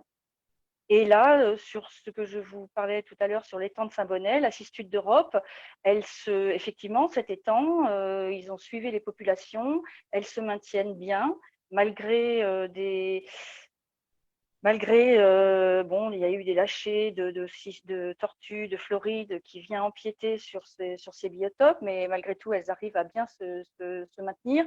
Maintenant, il y a d'autres étangs, mais on est actuellement en train de voir comment ces cistudes d'Europe, elles bougent, parce qu'il ne faut pas non plus qu'elles restent trop entre elles, sinon génétiquement, elles vont s'appauvrir. Donc, il y a ça aussi qu'il faut prendre en compte. Et donc, il faut vraiment qu'entre ces étangs, et en plus dans une zone urbaine, j'ai pris exprès cet exemple parce que c'est un exemple de réserve, mais en zone urbaine, il faut qu'on trouve des logiques pour pouvoir assurer à ces milieux une continuité écologique. Et puis enfin, des contrats, mais on verra tout à l'heure, je laisse rebondir sur ces aspects nos intervenants, ce qu'ils en pensent, et sur ce que tu en penses aussi, Fabienne Grébert, au niveau de la région. Excusez-moi, j'étais un petit peu longue. Non, mais très bien. Est-ce que Fabienne, tu veux rebondir? Oui, je veux bien rebondir par rapport à ces propositions. Merci beaucoup. Je crois que effectivement, c'est un enjeu, bien évidemment, de protéger la biodiversité, mais c'est surtout un enjeu de sortir des logiques où on va la détruire. Et je reviens un peu à ce que disait Éric Ferraille tout à l'heure. Il ne faut pas qu'on fasse des jardins gentils, etc., ou sur lesquels là on protège une espèce de biodiversité. Il faut déjà arrêter de la détruire. Et je reviens sur ce qui a été dit dans le chat par Daniel Ibanez, qui a totalement raison. Arrêtons de construire des grands projets inutiles, des infrastructures routières comme la RN 88 aujourd'hui en Haute-Loire, comme le tunnel souterrain, le tunnel Lyon-Turin. Le tunnel Lyon-Turin, c'est l'équivalent des déchets de toute Auvergne-Rhône-Alpes produits sur une année. Donc, on va détruire avec cet investissement l'équivalent de ce que produisent en déchets 8 millions d'habitants sur une année. C'est absolument colossal. Donc, effectivement, commencer à faire de la transition et arrêter d'abîmer le vivant, c'est commencer par ne pas le détruire. Et là, croyez-moi, il y a du boulot là-dessus. Mais il y a aussi des enjeux énormes, parce que si on commence à faire ça, effectivement, on va peut-être avoir moins besoin de protéger le vivant parce qu'il il retrouvera sa place dans ses éléments, dans son milieu naturel. Deux, il y a un point qui me semble fondamental là-dedans, c'est de dire qu'il faut que le donner et le recevoir soient à l'équilibre dans ce qu'on s'est dit. Et ça touche aussi à la façon d'éduquer nos enfants, d'éduquer nos adolescents et de faire des politiques publiques. Le donner et le recevoir doivent être à l'équilibre. Et ça veut dire aussi d'engager l'ensemble des acteurs économiques sur des démarches de ce type-là. Et on peut bien donner des subventions à certaines entreprises, etc., mais il faut qu'on reçoive en face des conduites, des manières de travailler qui soient différentes. Moi, je veux bien, et aujourd'hui, il y a des choses à faire, notamment sur le plan des activités économiques. Aujourd'hui, j'avais une information là qui m'a été donnée cette semaine, le département de la Haute-Savoie, chez moi, quand ils construisent des routes, déjà, on peut se poser la question de la légitimité des routes, mais en plus, ils le font avec des cahiers des charges qui imposent des granulats extraits de carrière. Mais on croit rêver. On croit rêver. Or que la loi prévoit qu'on ait 70% de déchets de BTP recyclés. On en fait quoi des déchets de BTP recyclés? Ben, mettons-les dans les routes si on doit faire des routes ou si on doit faire des infrastructures. Commençons déjà par là, commençons déjà dans cette exemplarité. Et là, il y a des tas d'activités à créer autour de ça. On n'est pas obligé de construire aujourd'hui avec du béton, dont on sait que c'est un matériau extrêmement gourmand, glouton en carbone, enfin qui génère beaucoup de carbone. Construisons avec du bois et travaillons de cette manière-là et stockons du carbone dans nos habitations. Et arrêtons de détruire les terres et nourrissons-nous d'une alimentation qui travaille sur des principes d'agroécologique. Et déjà, là, on est dans une logique de biodiversité et pas de protection absolue. Et puis, ce que j'ai envie de dire par rapport à ça, bien évidemment, il faut protéger, il faut lutter, préserver des choses, mais surtout, ce qu'on doit construire, c'est rêver, c'est créer de nouveaux imaginaires. Et créer de nouveaux imaginaires, avoir une autre perspective dans la vie qu'on a envie de vivre ici, sur cette planète, dans cette région au XXIe siècle, c'est pas forcément aller passer ses vacances à l'autre bout de la planète, c'est découvrir qu'effectivement, les plus beaux jardins paysagers sont pas celui fait par un paysagiste, avec tout le respect que je leur dois, mais c'est ceux qu'on trouve dans le parc de la Vanoise, quand on observe tout ça, et qu'on voit effectivement ce que la nature est capable de faire quand on la laisse vivre là-dessus. Et c'est ça qui peut aussi donner envie aux gens de s'engager autrement. Et moi, je suis prête à réfléchir avec Valérie, si on gagne cette région et même avant, à quelles sont les délibérations qu'on peut prendre sur le droit des vivants et du vivant, et comment on peut respecter les droits des non-humains. Et comment on peut aussi travailler ça avec tous les acteurs économiques en travaillant sur d'autres formes d'activités, en accompagnant effectivement nos acteurs économiques sur cette reconquête, sur cette évolution des imaginaires et des entreprises qu'ils peuvent mener autour de ça, et qu'est-ce qu'ils doivent, comment on peut travailler sur des nouvelles missions dans les entreprises notamment, qui ont pour ambition de restaurer la nature, de la préserver et de faire autrement avec les ressources naturelles qui sont là et en tenant compte effectivement de ces limites géophysiques qui ont été décrites au début de cette rencontre. Alors, très bien. Est-ce que parmi les intervenants, il y en a qui veulent justement rebondir? Je vois Eric Ferraille, vous levez la main, et aussi Valérie Cabanès. Alors, bon, allez-y, Eric. Oui, j'ai juste une chose.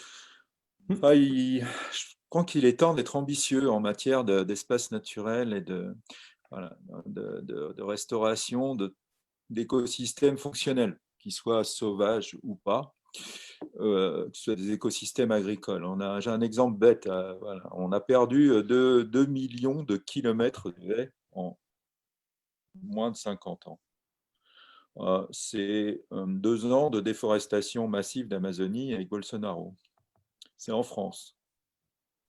On a perdu un nombre d'arbres absolument incroyable. On a changé le climat localement.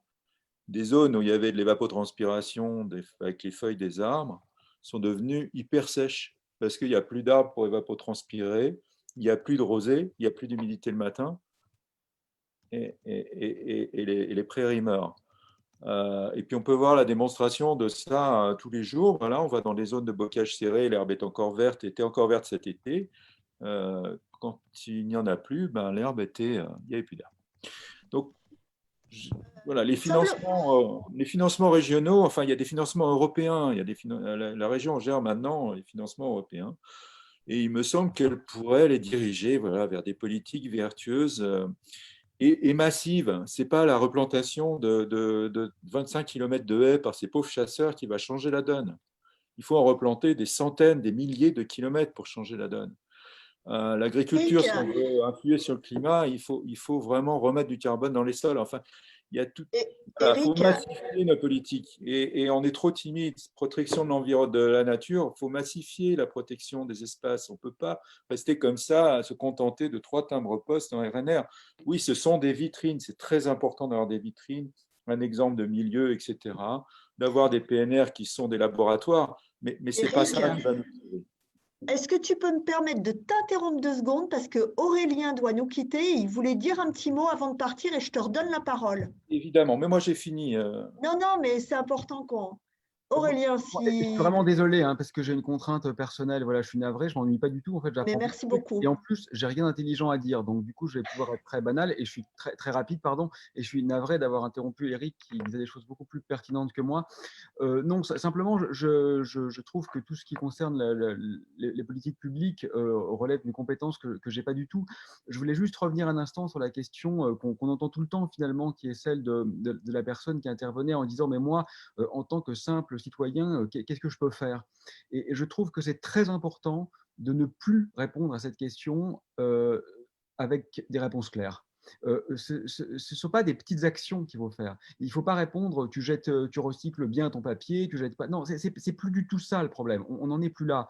La seule chose qu'il faut faire absolument, c'est tout remettre sur la table. C'est ça qui est important aujourd'hui. C'est de comprendre que je crois que chacune de nos décisions doit être évaluée à l'aune de ses conséquences pour ce qui compte vraiment. Et donc, il faut absolument qu'on fasse ce travail de hiérarchisation de ce qui a un sens. Est-ce que c'est plus important d'avoir des oiseaux dans nos cieux ou d'avoir la 5e génération de téléphonie mobile? C'est peut-être pas littéralement mutuellement exclusif, mais sur le long terme, ça devient quand même mutuellement exclusif. Et donc, je pense qu'il faut hiérarchiser ce qui a une importance. Il faut oser vraiment se poser les questions. J'ai discuté il y a quelques jours avec une commission du MEDEF, figurez-vous.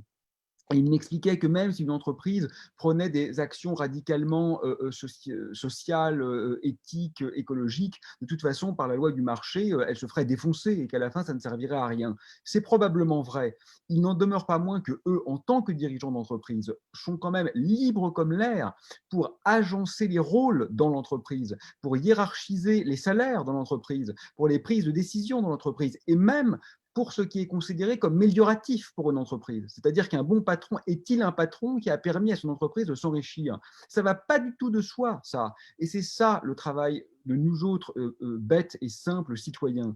C'est de tout remettre sur la table. Et comme quelqu'un le disait tout à l'heure, et je suis parfaitement d'accord avec ça, moi je crois que nous aurons réussi quand quelqu'un pourra dire « j'ai réussi ma vie », Donc, je déménage dans un appartement plus petit.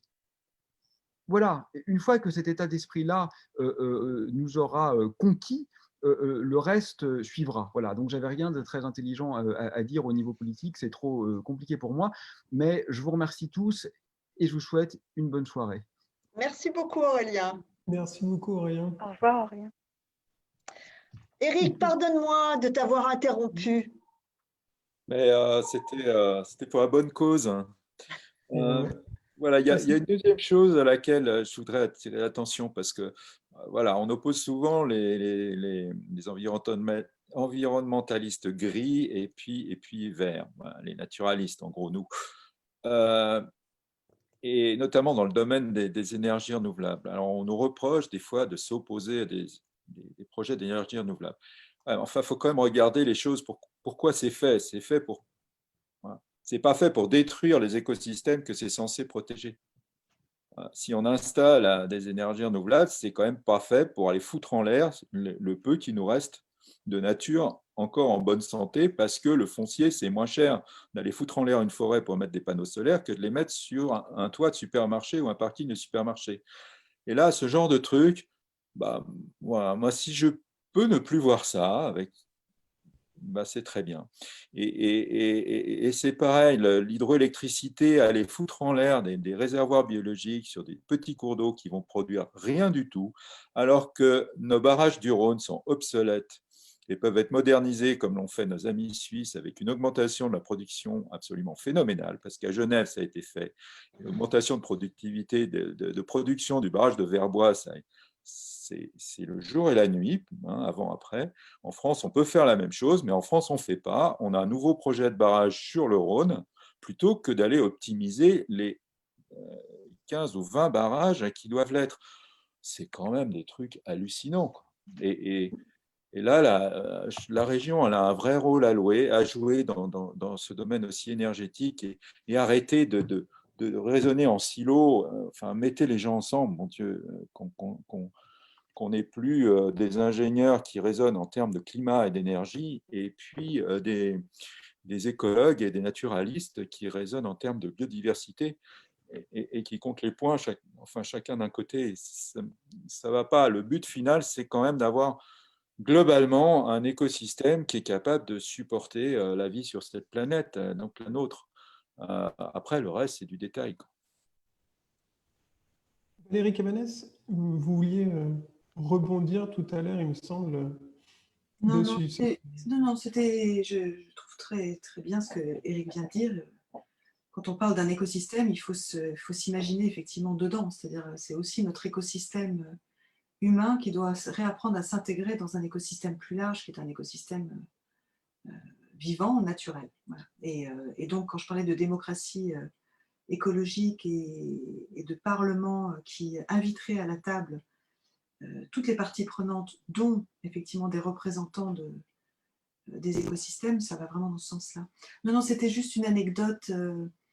Bien évidemment, je suis prête à vous aider à réfléchir à ces notions-là, comme je le fais aussi pour la Nouvelle-Aquitaine ou la Corse en ce moment, ou pour Paris-Saclay.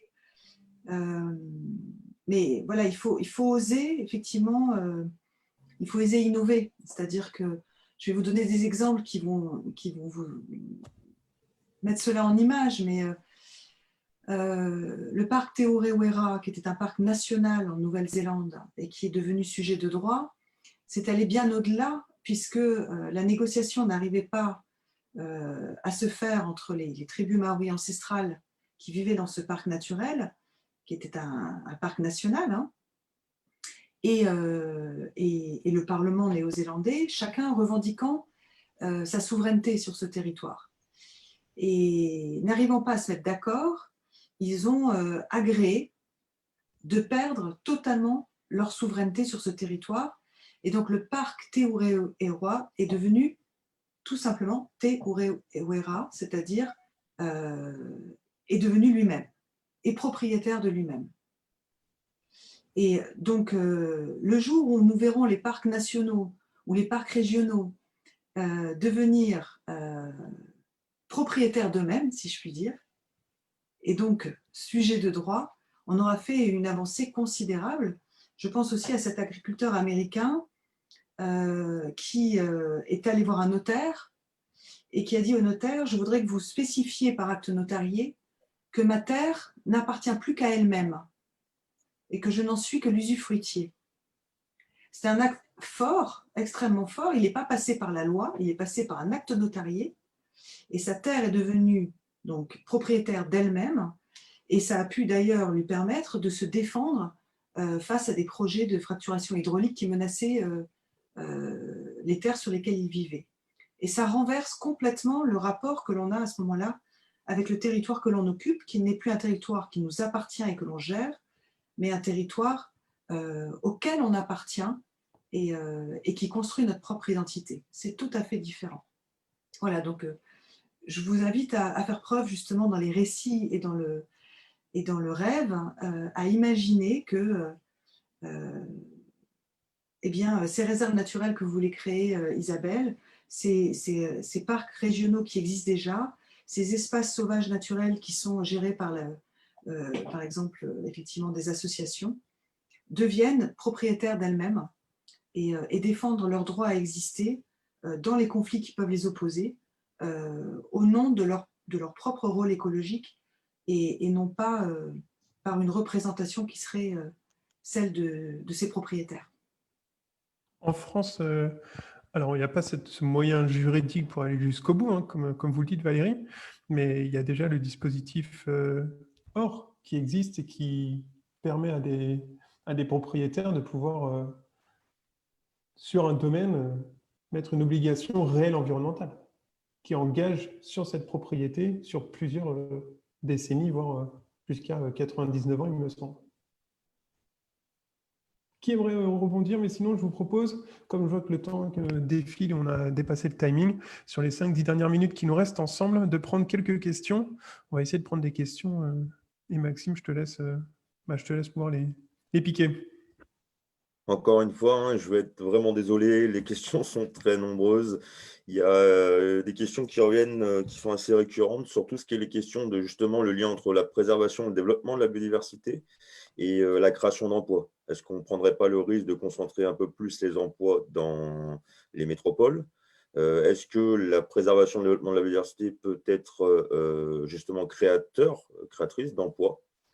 Et puis, le deuxième bloc de questions qui revient beaucoup, c'est toutes les questions de comment on peut embarquer tous les citoyens dans tout ça, mais surtout des citoyens, des publics un peu particuliers qui sont proches de la biodiversité, notamment les agriculteurs, on l'a évoqué un petit peu, et puis justement, ou d'autres citoyens qui sont très éloignés de toutes ces questions-là. Ils ont été nommés plusieurs fois, donc tout ce qui est, par exemple, dans les quartiers politiques de la ville, les quartiers populaires. Comment on fait pour les gens qui ont des difficultés pour finir à la fin du mois? Comment on fait pour les intéresser à tout ça et pour les embarquer?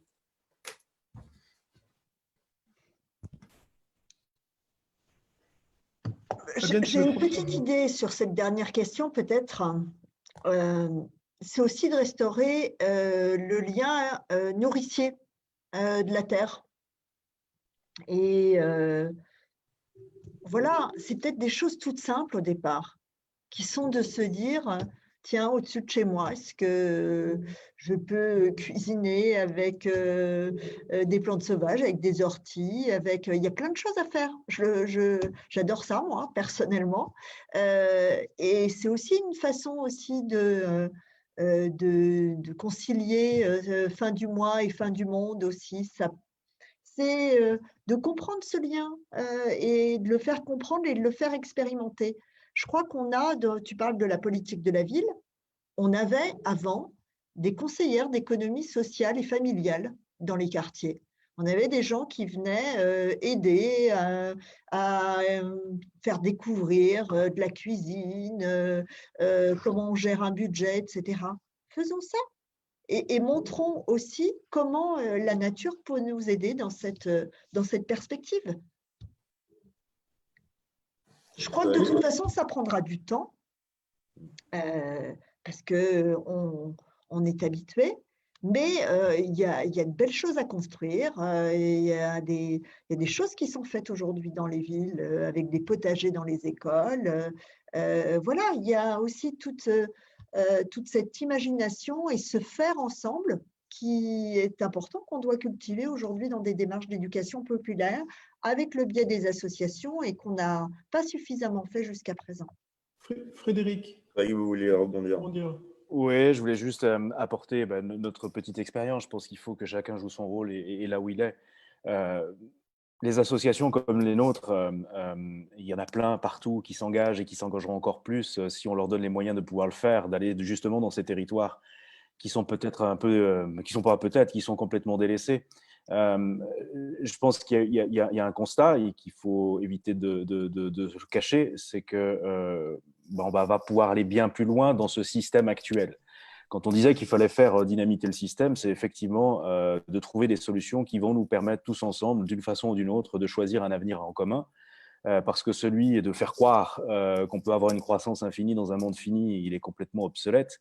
Et malgré tout, il résiste et il résistera encore longtemps, puisque c'est faire le deuil d'un certain confort et qu'il faut qu'on le fasse tous. Et donc, il va bien falloir qu'on les accompagne. Donc, laissez les associations pouvoir le faire, donnez-leur les moyens de le faire et elles le feront parfaitement. Par contre, en tant que politique, je pense qu'il faut avoir un peu le courage de dire les choses.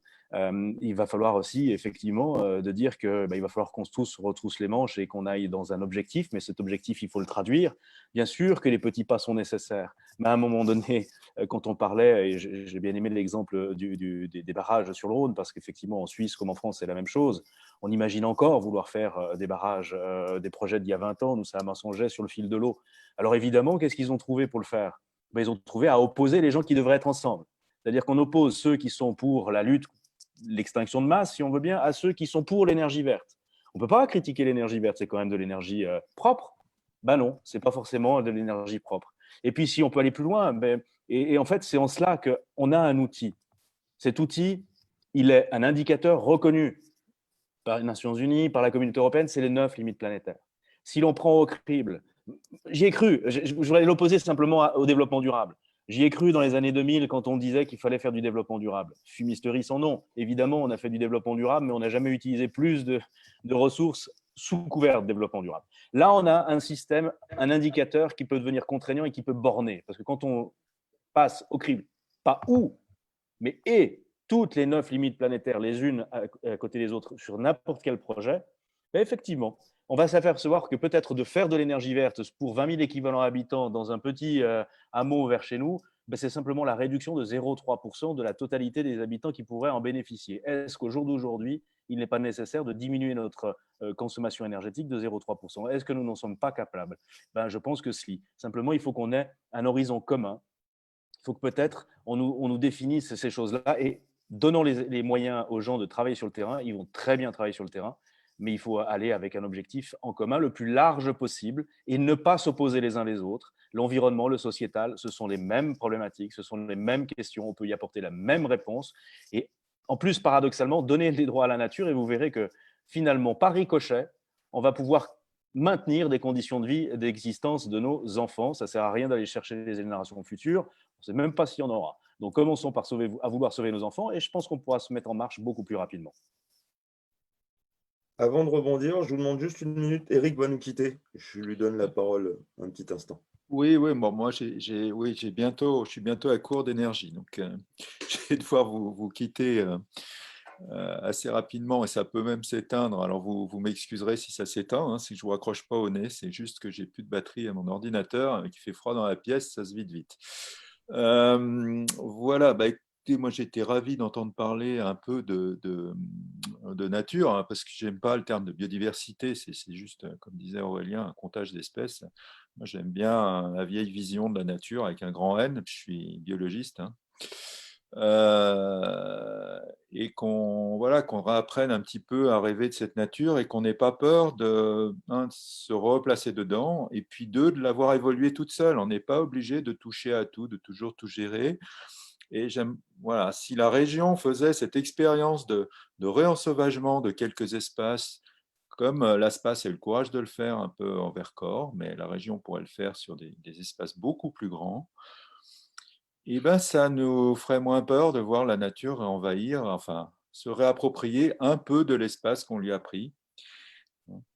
Et puis, à côté de ça, ben, gérer les écosystèmes agricoles de manière à ce qu'ils soient à la fois productifs et qu'ils soient favorables à la biodiversité et au climat. Et là, en sachant qu'on est dans un système de jardinage et utilitaire.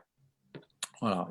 Et dernière chose que je voulais vous dire, c'est que je rejette totalement cette vision utilitariste de la nature qui est celle des chasseurs, où on a de l'élevage d'animaux en plein air et la gestion adaptative des espèces, c'est rien d'autre que voilà, abattre un nombre d'animaux suffisant pour pousser la reproduction au maximal pour remplir le congélateur. Et ça, moi, c'est pas la manière dont je vois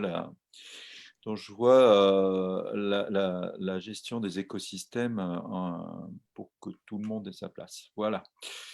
Chers amis, je vous remercie beaucoup de m'avoir invité, de m'avoir donné la parole. C'était très sympa. Et puis, Merci beaucoup, Eric. Merci mille fois. Alors justement, on va conclure. Fabienne, si tu veux, je te laisse la parole. Vous voulez pas, je vais peut-être laisser la parole à Valérie, non? Peut-être, enfin, comme vous voulez. Oui, non. Écoutez, en tout cas, j'étais ravie. C'est plein de belles personnes et voilà, et des discussions en profondeur.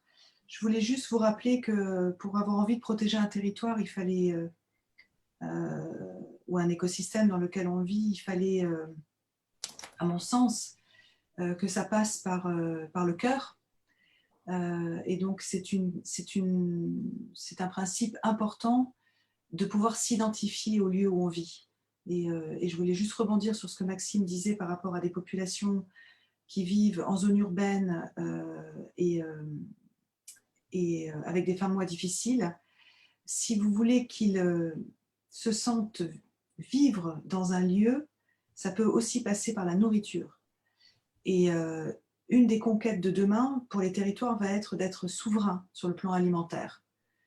Et donc, il me semble important que la région soutienne les productions locales respectueuses des écosystèmes, soutienne les circuits courts, soutienne les approvisionnements. Quand je dis soutienne, ce n'est pas le dire, c'est le faire. C'est-à-dire, s'il faut que la région finance des petits vannes qui circulent de ferme en ferme pour ouvrir un maximum de coopératives agricoles partout sur le territoire et en particulier dans les zones urbaines difficiles, parce que plus il y en aura, bien évidemment, selon l'offre et la demande, plus les prix baisseront. Et si vous arrivez à détourner effectivement des supermarchés, de la malbouffe, des populations entières qui peuvent s'approvisionner en produits locaux de qualité et pas chers, vous allez créer quelque chose qui est de l'ordre du subtil, mais qui est de se reconnecter par le biais du corps à un lieu. Et à partir de là, avec l'éducation, puisque c'est la clé de tout, hein, l'éducation des enfants, la sensibilisation, le contact direct avec la nature, l'observation de la nature et l'immersion, ces deux pendants-là, à l'intérieur du corps et à l'extérieur par les sens, vous pouvez effectivement amener des populations qui sont complètement déconnectées ou qui n'ont pas les moyens de s'y connecter à avoir envie de protéger cet écosystème. Voilà. Donc, et ça, c'est des moyens qui passent aussi effectivement par des moyens politiques et financiers, par des écoles qui s'ouvrent à la nature, par du béton qui saute dans les cours d'école, par des après-midi entières passées dans les bois. Ça fait partie des éléments de rupture. C'est oser changer les règles du jeu pour que chacun et chacune puisse s'identifier au lieu et en deviennent de véritables gardiens. Voilà. Et merci beaucoup, en tout cas, pour cette invitation. Merci, Valérie. Frédéric, vous vouliez ajouter quelque chose?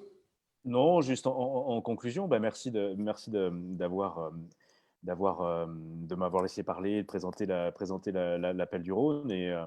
Et oui, changeons, réinventons un petit peu, imaginons même les idées les plus folles ou les plus farfelues, rendons-les palpables et elles nous en deviendront nécessaires et à force évidentes. Donc, ne nous contraignons à rien et imaginons tout ce que l'on peut. Et c'est comme cela que l'on va faire naître de nombreuses initiatives qui vous diront dans ce sens-là, dans le bon sens.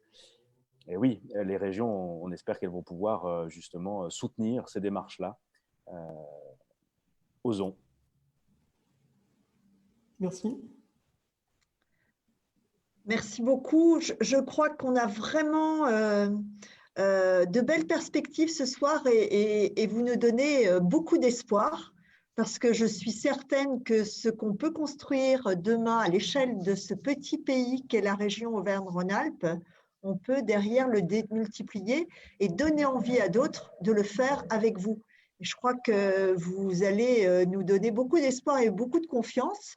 Et on le sait déjà, c'est ici, c'est maintenant. On a des talents pour nous aider à transformer, à restaurer et à faire effectivement de cette région une région où la nature est un élément qui est complètement, on n'est pas déconnecté de la nature justement, et où l'homme n'est qu'une partie de la nature. Je pense que ça fera beaucoup changer les choses et l'alimentation, ça va être au cœur effectivement de notre projet.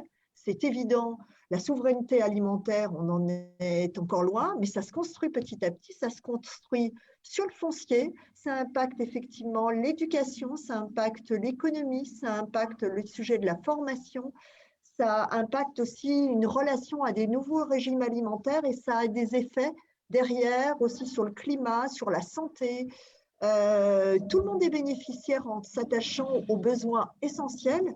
Et je crois qu'on a un vrai besoin essentiel, c'est aussi de prendre conscience de la beauté du monde et de travailler aussi là-dessus et d'aider chaque Auvergnat et Rhône-Alpin à constater tous les matins en se levant qu'est-ce que ça fait d'entendre un enfant qui chante, de ne pas avoir de bruit. On l'a découvert dans le confinement, il faudrait qu'on puisse prolonger ça dans la vraie vie tout le temps. Voilà ce que j'ai envie de proposer aussi. Merci. Et je vous remercie. Merci à Maxime, merci à Isabelle, merci à Max et à toute l'équipe pour cette organisation d'événements. C'était très chouette de vous avoir à nos côtés ce soir et j'espère à tous à très bientôt et passez un excellent week-end. Merci. Pour conclure, j'en profite pour vraiment remercier l'ensemble des membres du groupe thématique, programmatique, environnement, énergie et biodiversité qui fait un excellent boulot. On est plus d'une centaine de personnes et c'est un énorme travail d'intelligence collective et d'organisation, de coopération. Et je voulais, au nom avec Isabelle et Maxime, là, on a pu participer ce soir, mais vraiment vous remercier chacun de vous parce que c'est un très beau travail et j'espère aussi que la réunion, cette table ronde qu'on a eue ce soir va pouvoir nous inspirer en fait et j'y crois et on va essayer de faire en sorte que ça nous inspire et que ça impacte aussi les décisions qu'on va pouvoir faire dans les prochaines semaines pour construire justement le programme des écologistes aux élections régionales. Donc un grand merci aux intervenants et intervenantes et on va maintenant, il n'y a plus qu'à. Bonsoir, merci. Merci. Bonsoir, merci, excusez-moi, il y a eu une coupure pour moi. Au revoir. Au revoir et merci à tous.